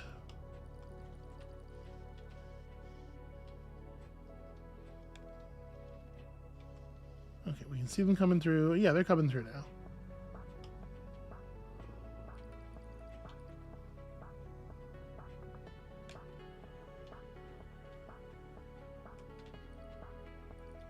The stuff coming off of this platform is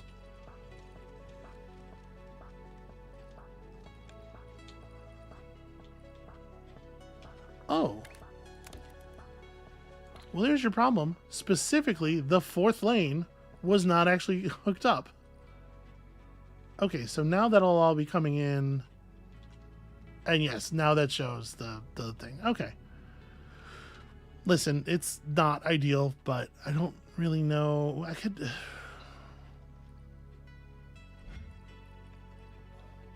We could do a pass-through. I could put up a second linear platform. We could feed the other two lanes into that one.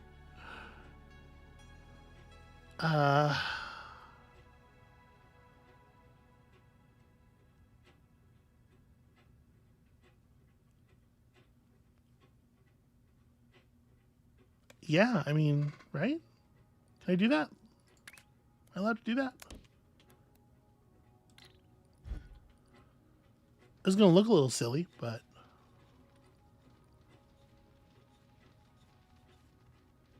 Okay, so let's take this whole machine, duplicate it onto this board.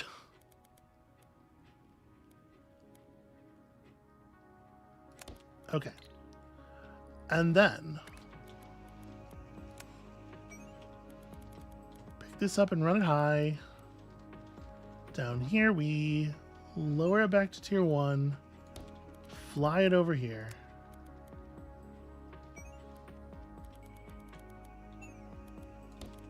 Look at that. Beautiful. And then we just pick it up as output.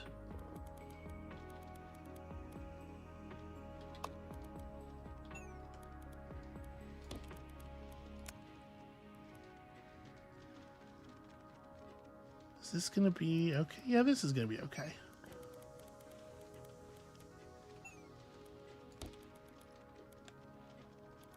Then we do the same thing with this, except this has to come up here and then run just kind of like inside this.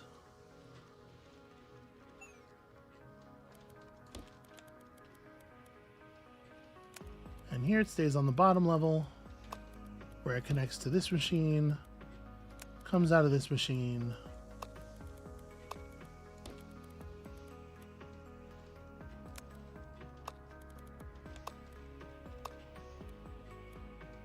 Actually, no, we go upward from here. Okay, there we go. Now we have 4 lanes. It took me it took me a little bit of space, a little bit of building. We have 4 lanes of that stuff being processed at some kind of speed. And as such, you know, eventually we should see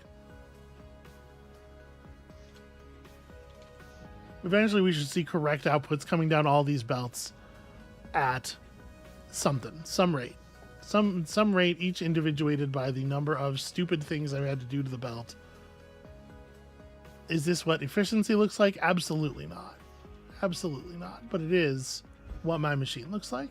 And now, while that's accumulating, we can work on jobs so that we can earn money, so that we can gain access to the fast forward button.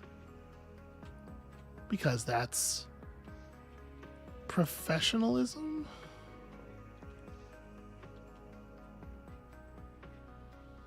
So, what do we need to make? What do we need to make that's like relatively easy to make? This thing over here, we can... Boy, I hate to say let's copy these 2 platforms and just reinstitute that.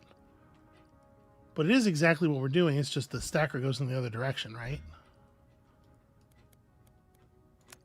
So if I copy this and put it right here.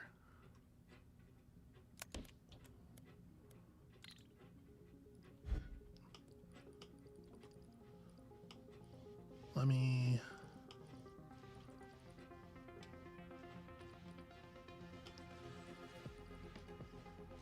So all that has to happen here is the final stacker gets reversed. And because the orientation of these things doesn't matter,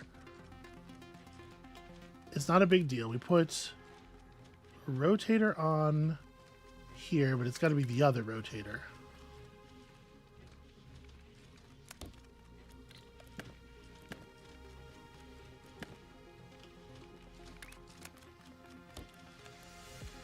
That comes through like that.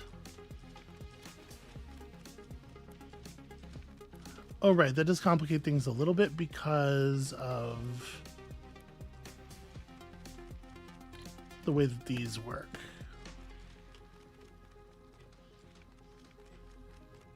So the stacker needs to be, in this iteration, here, because the gray piece needs time to go up. The stacker needs to be, in this iteration, here facing this way.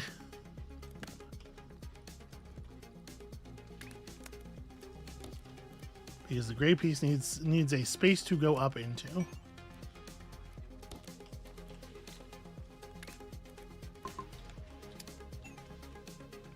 we go.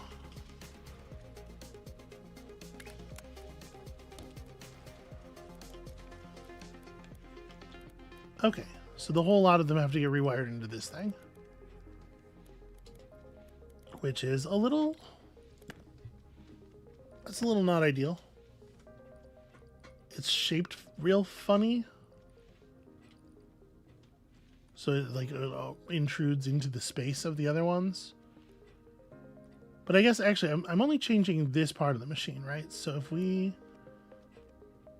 take this...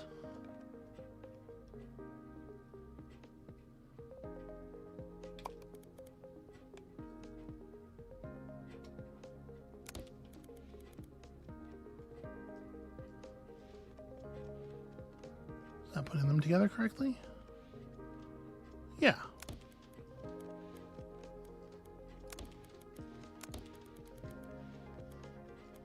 Okay, we just stamp the new part over top of the old parts. It's easy. This is okay. Here's a problem.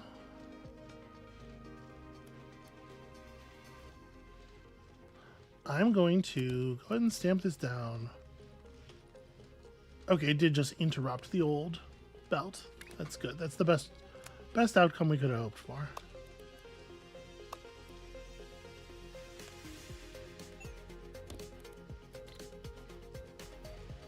Okay, I'll work around.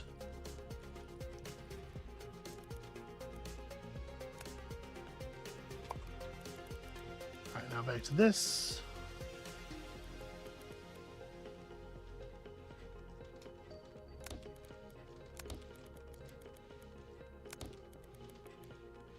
So we're now, are we able to do, it won't let me build this right here.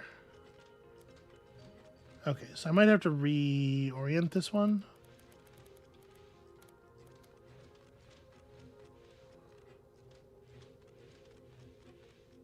Yeah, this won't be that much of a problem here. I'm going to go ahead and put down what I can put down. It's going to be broken, and that's fine. We'll fix it in a second, but I wanted to take a look at the first part of each of these.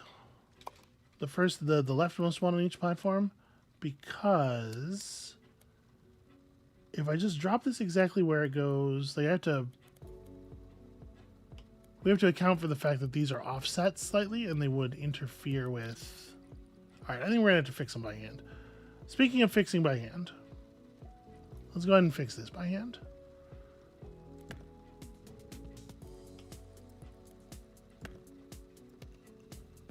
This stacker... Wait, why was it not able to do this in the first place?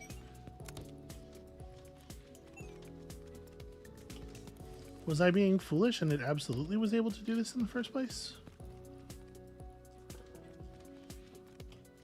Yes.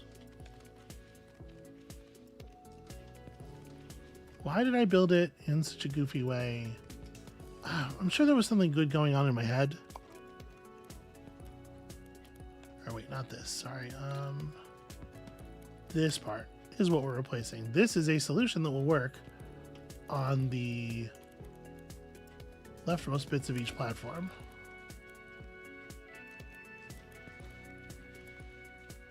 Wait.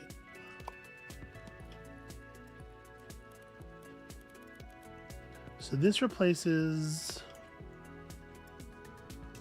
this stacker. Yes.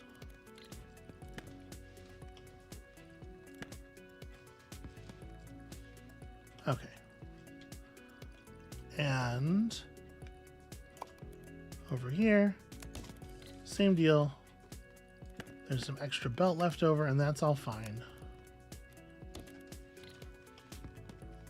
And then I think we're producing the right product out of everywhere. There's a lot of wrong product on the belts. But it's just, yeah, it's just, you can see each of the belts has right product. It's just waiting. Okay, and this one we don't have to do anything particularly fancy with. We just have to connect it to the outputs.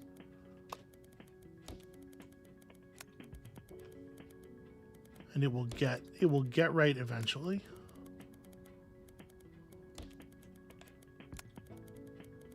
All right, that's one lab task done. It's important. Now, how does that one spiral? That one will then become, stack another half blue on it, and then, oh, then it gets real complicated. Yeah, then it gets real complicated.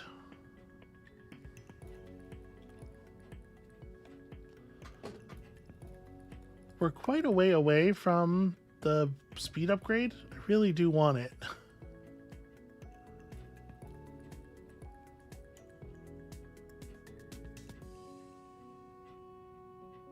Platforms of different shapes is also very interesting.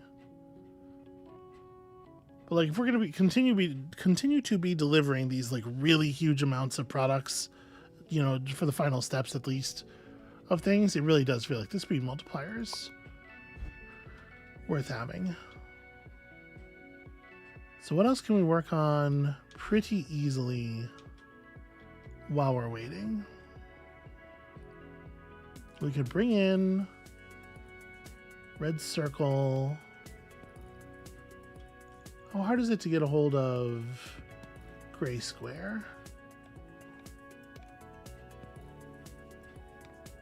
Okay, so we could do some red circle and gray square together things here and just ship that into the corner. That seems pretty very doable to me. Right, it's just like a quarterer and then a rotate in a stack. That shouldn't even be 2 stations. So let me get our basic miner.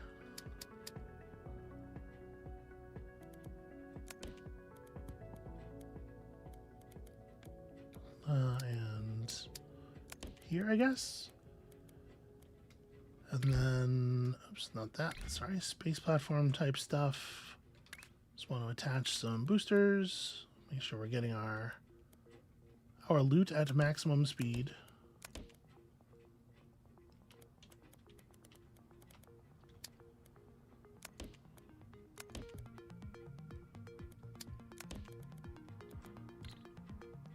And a new space platform. This should be like a really, really easy one.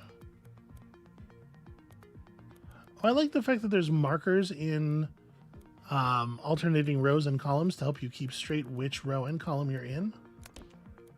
That's really handy. That's downright sweet of them.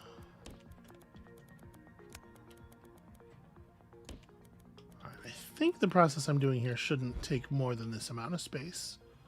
I guess we'll see how wrong I am in a moment here.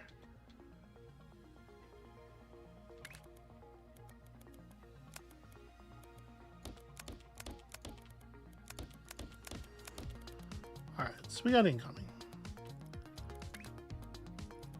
I have a blueprint for a machine that quarters things.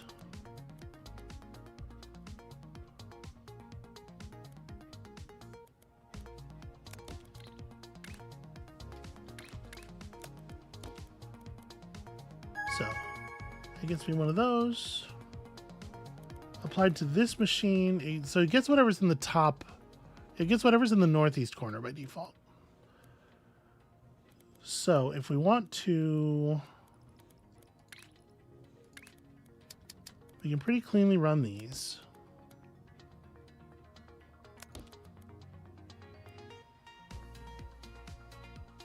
Obviously not leaving me a lot of room for the other stuff I want to do. We don't really need that much throughput for these. These are pretty low yield puzzles, so I could probably do something different here. Can I replace this now with a 2x1 without destroying the things that are on it? No. But that's fine. So then I probably want this belt actually as clean as it was. Here, let's put this down like this then.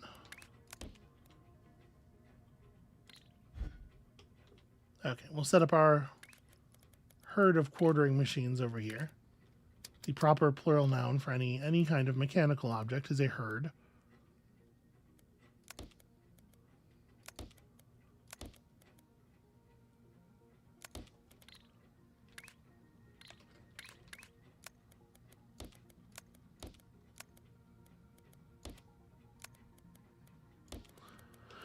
Okay, so now we have 4 of those coming in.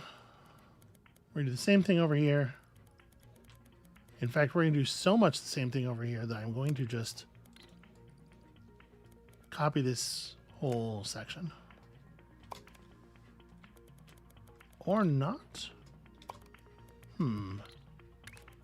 That's weird.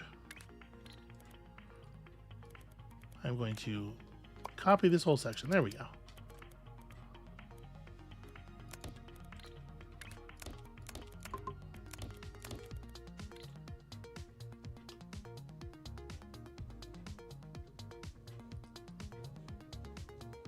Is it not? Huh.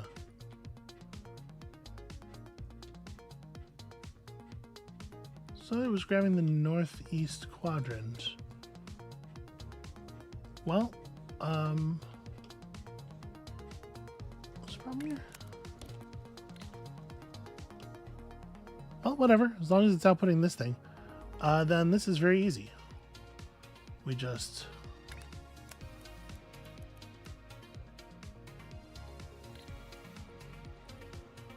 each one of these is a belt that can feed 6 stackers. So we create 4 basic stacker banks.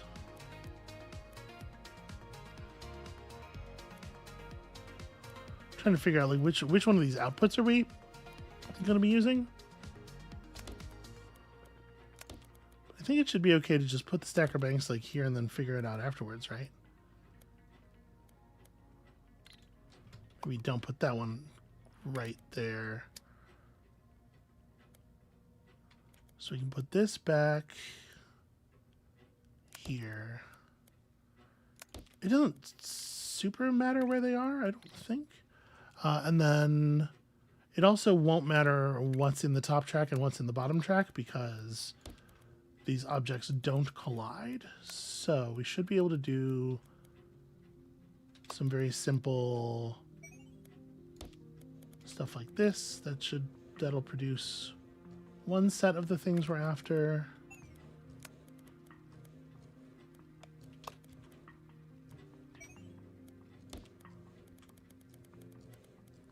And then from this one here, and from this one we can go grab it on the first level, go up right away.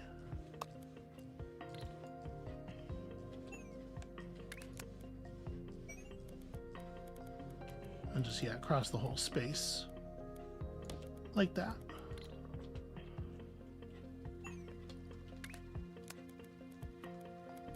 Okay, so you feed this one. You will feed... Okay, here's where we start to run into a little bit of a problem.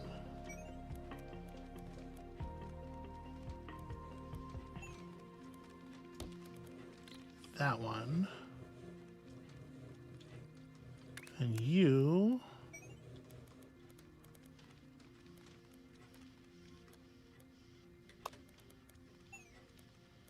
feed this one. Oh, right, except everybody needs to rotate one. These guys need to rotate one. Also, this is a problem. So...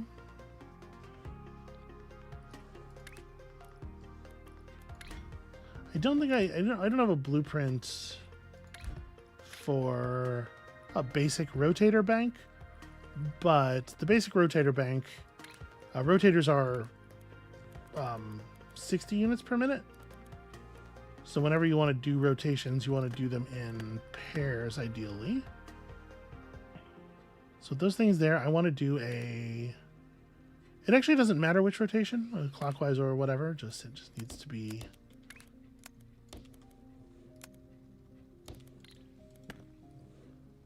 and then this goes here and then raises. Okay, so we just have to find room to do basically that thing with each of the red lines, which I think shouldn't be an issue at all.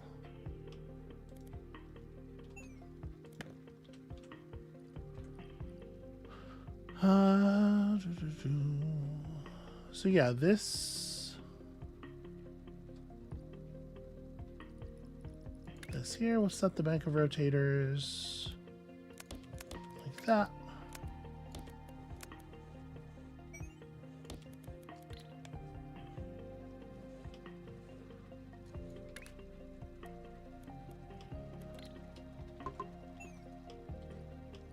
We can't quite do that.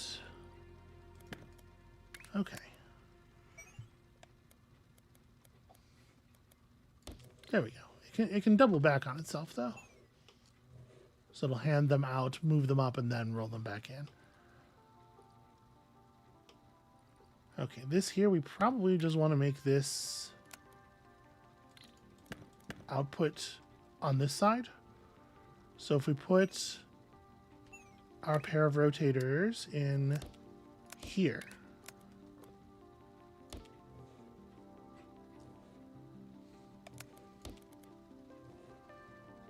Will this work? I sure hope so.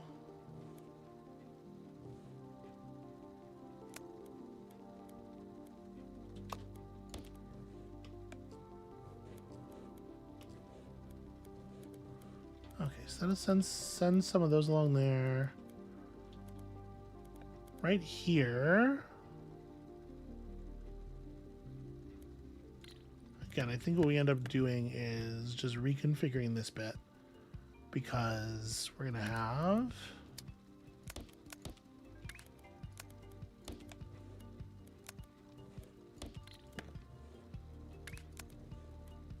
there we go. Those come out there. Okay, so they'll get stamped. Yeah, I think we're all good. Now it's just a matter of actually routing all of the stuff to the exits. So the question is, which exit am I talking about? It looks like it's probably this one, right? This we can just pick you up, because I was careful not to do any second floor stuff over here. It's easy enough to do that. You are in a little bit trickier position. No, this is going to be a problem. Right, because now I need to get...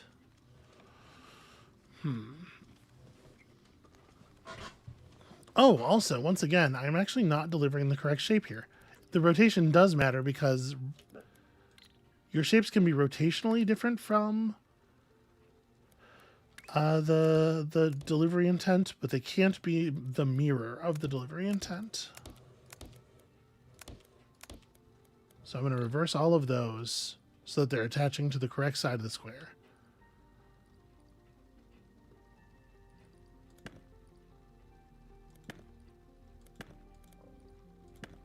We're going to do exactly the opposite of the thing I was doing here, where we go this way and then double back. And that will mean that this thing can stay low to the ground, allowing for this to come in over top. And this can just stay on floor one the whole time. There we go. That's a machine that produces that output. Then we just space belt it onto the main platform in some way.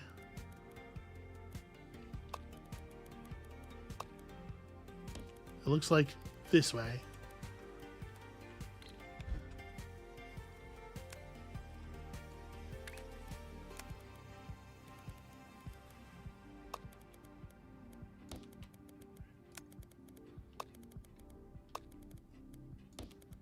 Okay, there we go. That's another lab task finished.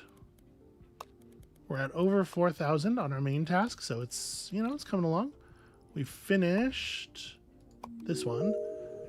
And now we have to... So this is... The bottom is still just a half blue square, but the top is now a full square, half of which is blue. Which is a different thing than the other thing that I just said. I don't know if we have room, which we don't. We don't have room to do that in our current process. This is going to be a reprocess.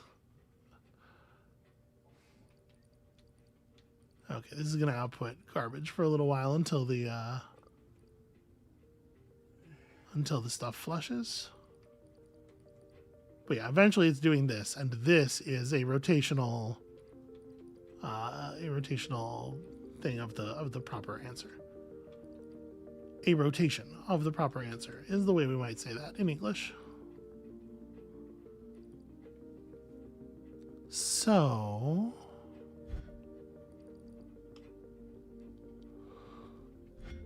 yeah, I think we would just remove these entirely and design a new process, because this is not a good fit for the thing that we're doing now. I wonder if this is the best way to approach it.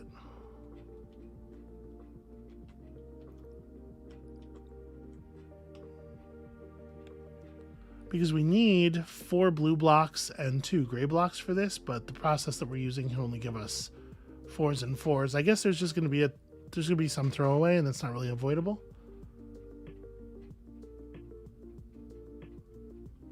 Yeah. I believe that is the case. Okay, we finally got all the garbage flushed out of the, well, almost all the garbage flushed out of the tubes over here.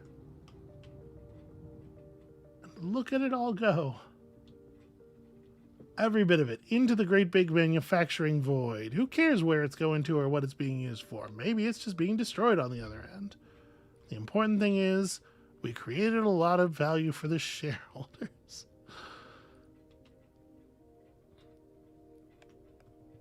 So if we wanted to, and we do, instead of trying to like rebuild machines to take the first tier off of a bunch of tasks, we do want to push all the way through the jobs, because the last job in a line, each one is worth 100 research credits more until the last job, which is always worth 800. So finishing a couple of these lines is definitely in our best interest.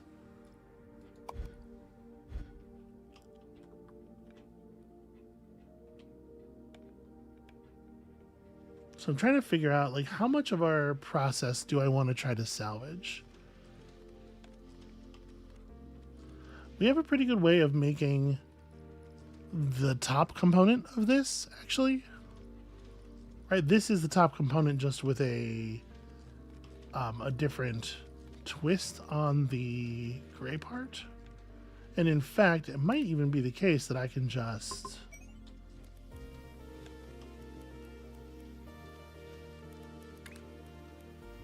if I 180 the gray portion, that is going to produce that thing.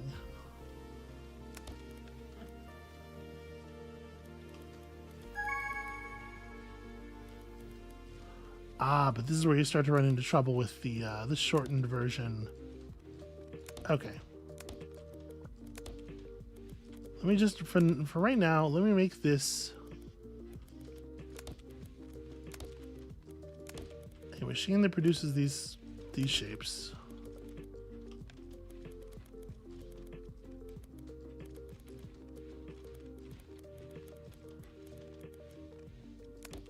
Right there. Wait, no. Yeah, no, don't do that. Don't twist those that way.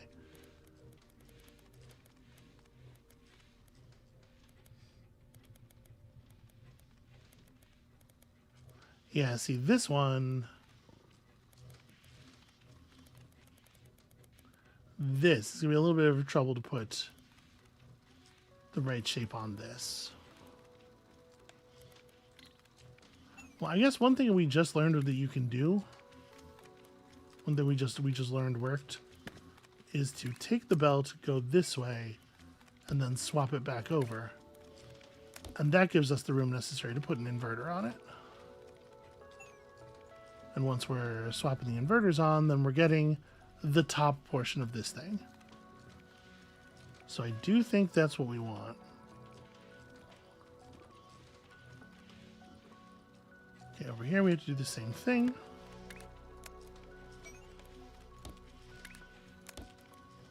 And then we're also going to have to do it on a couple of these others.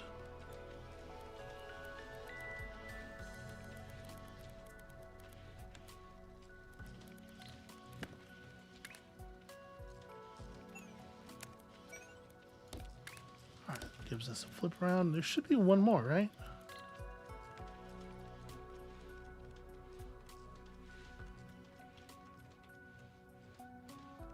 So that's producing 1, 2, 3, 4. 1, 2, 3, 4. 1, 2, 3, 4. 2, 3, 4.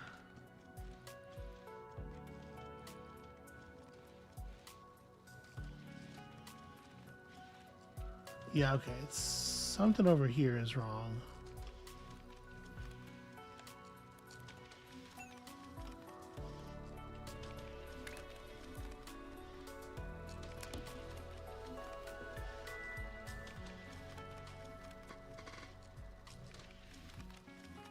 Huh.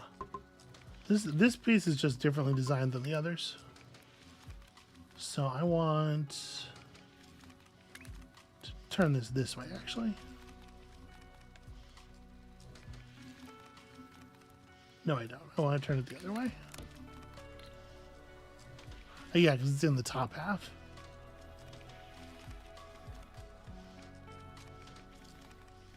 so weird. Why is this one different than the others?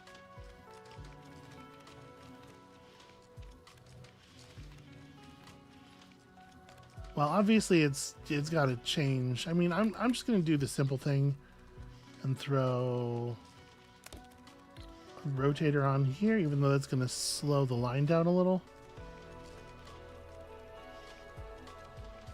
I guess the right thing to do... Well, you know what? We already have machines slowing the line down. It's whatever. It's fine. Okay. So all of that's outputting blue and gray square. Now, we want to run a separate line from here.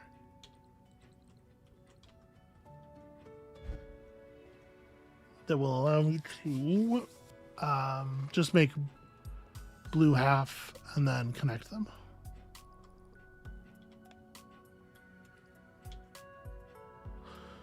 Which should not, in theory, be all that difficult. So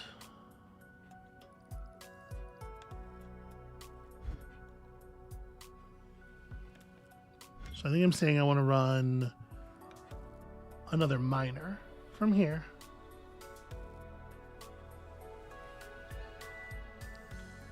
Right, and we'll plug it into the main platform there, I guess.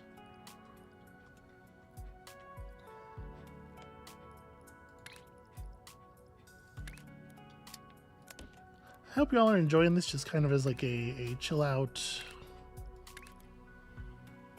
kind of thing. I know I am. Okay, thank you for the very loud. It won't be very loud on the microphone. It was just really loud for me. Oh no! Because you're behind the mic, so it should be pretty quiet there. So thanks for that. You're welcome.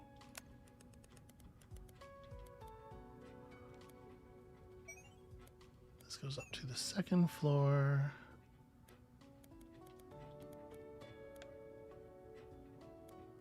Oh, look at that! It does the running things over on the second floor for you, if you create a position that necessitates it. I don't really want to do this. We can just run this like this, but that's very neat. Okay, so as far as the machine that reduces this to just a half a blue square, should be pretty straightforward. Let's go ahead and give ourselves a platform on which to do it. I'm going to trust myself to do it in this much space. It is not going to work.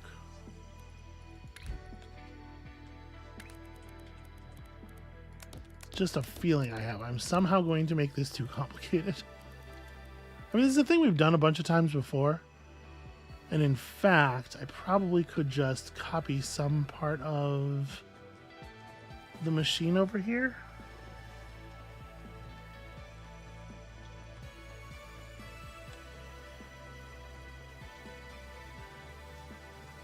Yeah, it's not going to be all that simple to dig out the bit that just does this. Let's go ahead and mark this job as completed. Now it wants, man, this one gets mighty complicated by the end.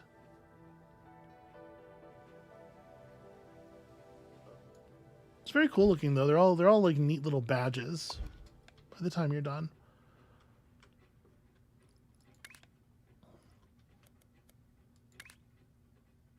Okay, let me see if I can do this in a way that doesn't take up a million spaces. What if we could do this and just have it like work and be cool? And we can certainly like throw stuff away more often. So is there any way around running a cutter into two illuminators? I don't think so. We're trying to just produce the blue parts, right?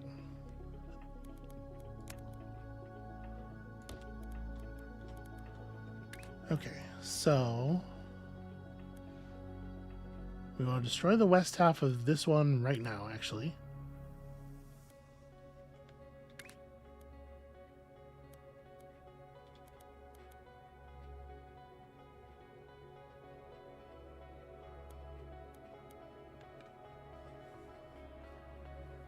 Oh, right. Except I'm looking at this funny. So like the west doesn't mean the thing it means.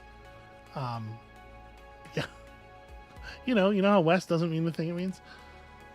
So that is going to complicate things a little bit. Because again, we probably want to run these in parallel.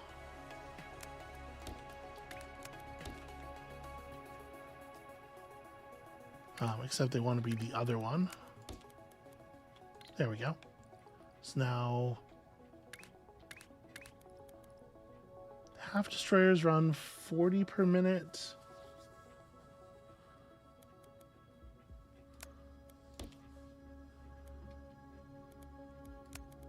I guess actually I want to put these like up here.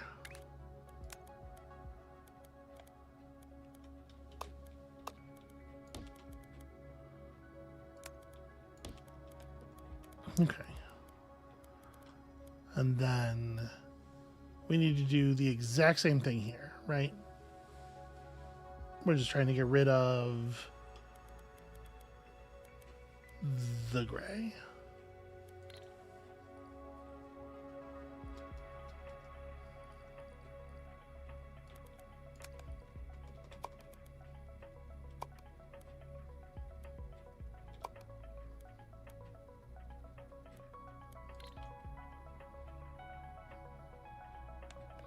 Is there a mirroring command for this? Like if I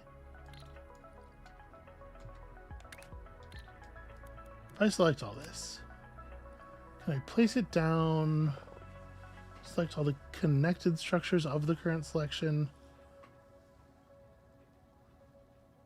Oh, this is not a button that reverses all the rotators. It's a button that excludes the reverse rotators. Okay. So the answer is no, I can't exactly just like paste this and get a reversed version of it. What I can do is place it and fix the roads myself.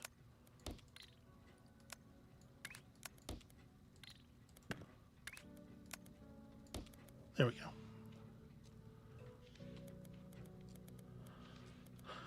So we do this, then we get cut, cut, cut.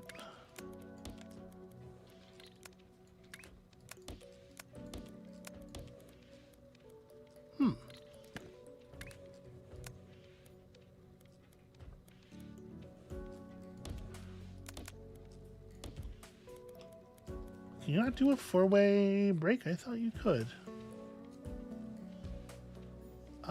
Well, that's not unsolvable.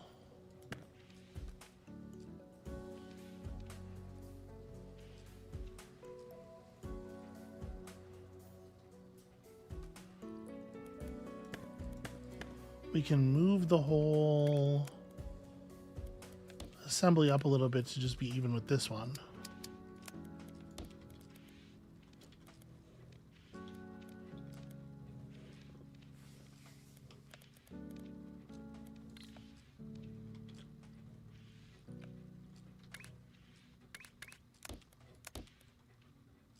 Okay. And then we just want to stack.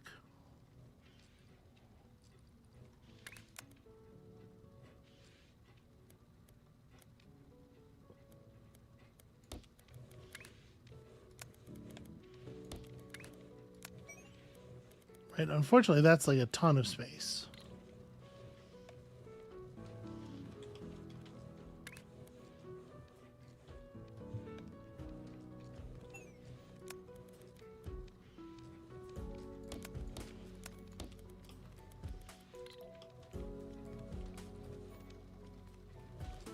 Wait, these get output. Oh. Yeah, so then I didn't rotate the results. In this case, it actually doesn't matter.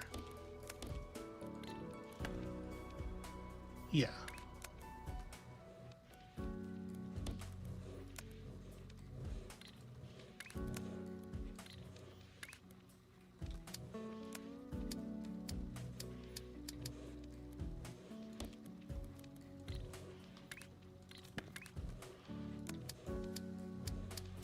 Why are you being so weird? Why do you insist on looking like you need another...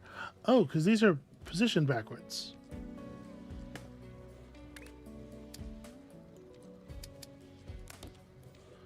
When I said it didn't matter which way they were running, what I meant was, when I said it didn't matter with these two which way they're going, I meant the spin. It actually is like super important which way the belt is facing.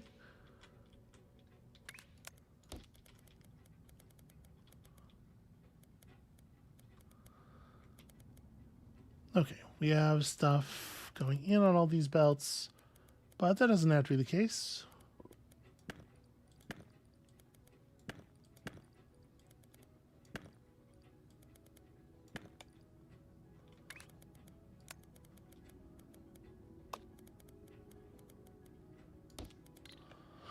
Okay, so that is... Oh no, wait, that's...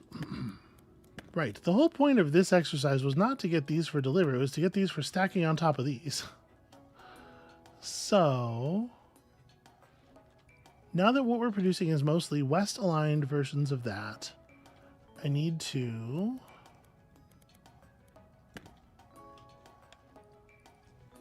It would be better if they were east-aligned, which we can do. Also, this is probably not the correct spot for this. Probably what we want is all of this stuff to run this way.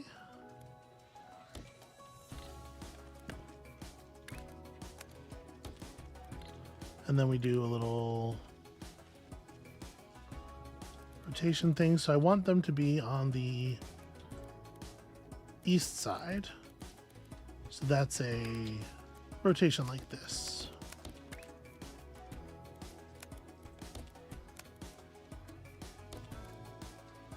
Okay. And then we just do a stacker bank, and we're good.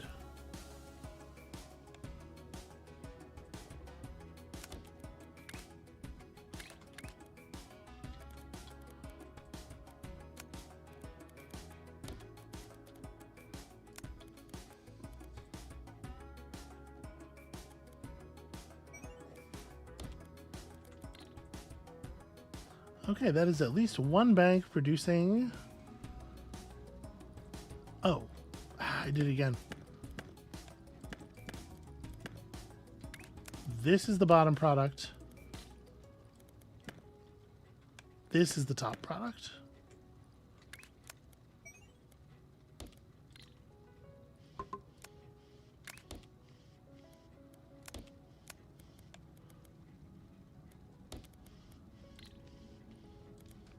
There we go.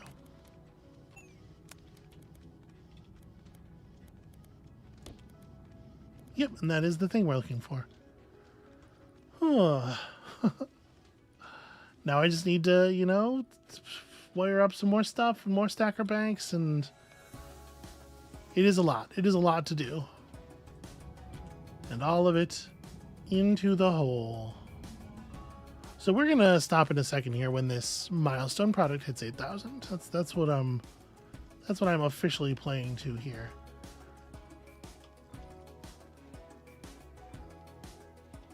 I wonder if there's a way. If I grab this whole project, because it's sort of funny shaped. No, it doesn't quite. Yeah, it doesn't quite like tessellate into the open space here, no matter how we rotate it. And this would end up being multiple 1x2s again.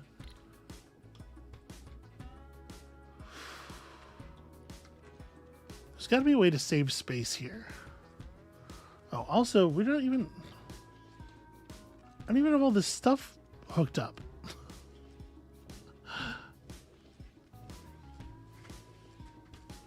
These are supposed to be going up there. So I think what we do is we go like this. We do that hook up and double back thing.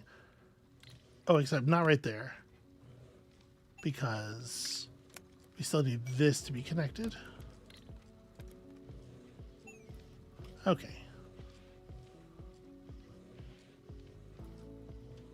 There we go. It's some more old junk to flush that was not made according to the new standards, but okay, now we're here.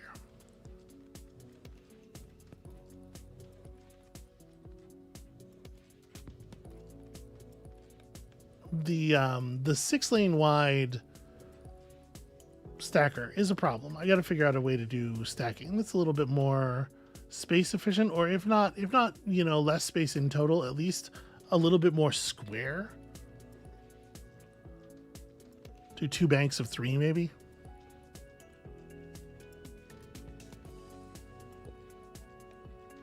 Because this is one of the biggest problems we're having, is this the length of the stacker bank. We could come up with a design that collapses it so that you know, we're using the same 6 lanes as this stuff. We could run more of this stuff in parallel. I don't know. There's ways to speed this up considerably, but I'm not sure that I'm going to bother with any of them right now. I think for the moment, we're just going to enjoy the speed with which these things come off the belt and into the great big victory hole. Everybody in the victory hole. Just like in real life. Ooh, so yeah, this is Shapez. This is Shapez 2 Factory. It came out today. It's like $20 or $30 depending on your, you know, home currency and level of wanting to buy the supporter pack, which lets you do loop-de-loops with the train tracks when you unlock them. It seems like a pretty good deal to me, honestly. Obviously, I find it fascinating. You, at this point, probably have a pretty damn good idea of whether or not you will find it fascinating. And here we go. Quota complete. Milestone complete. Fluids unlocked. You get the drill by now. Actually, a real drill. Here's your mini drill pump. Extract fluids and paint your shapes any color you want.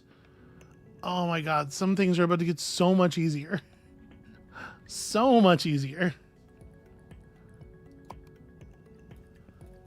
So where does the fluid come from? Are these just paint cube areas? Ah, yes. Okay, you just extract raw color from these ones. Okay, yeah, the fact that we can just make red and blue means that I can undo a lot of the like very careful section picking here, and we can do paint jobs instead. Although I don't. Space pipes, sure, makes sense. I don't actually know, like, what kind of fluid tools do we have? So we have a conveyor belt, we have a pipe.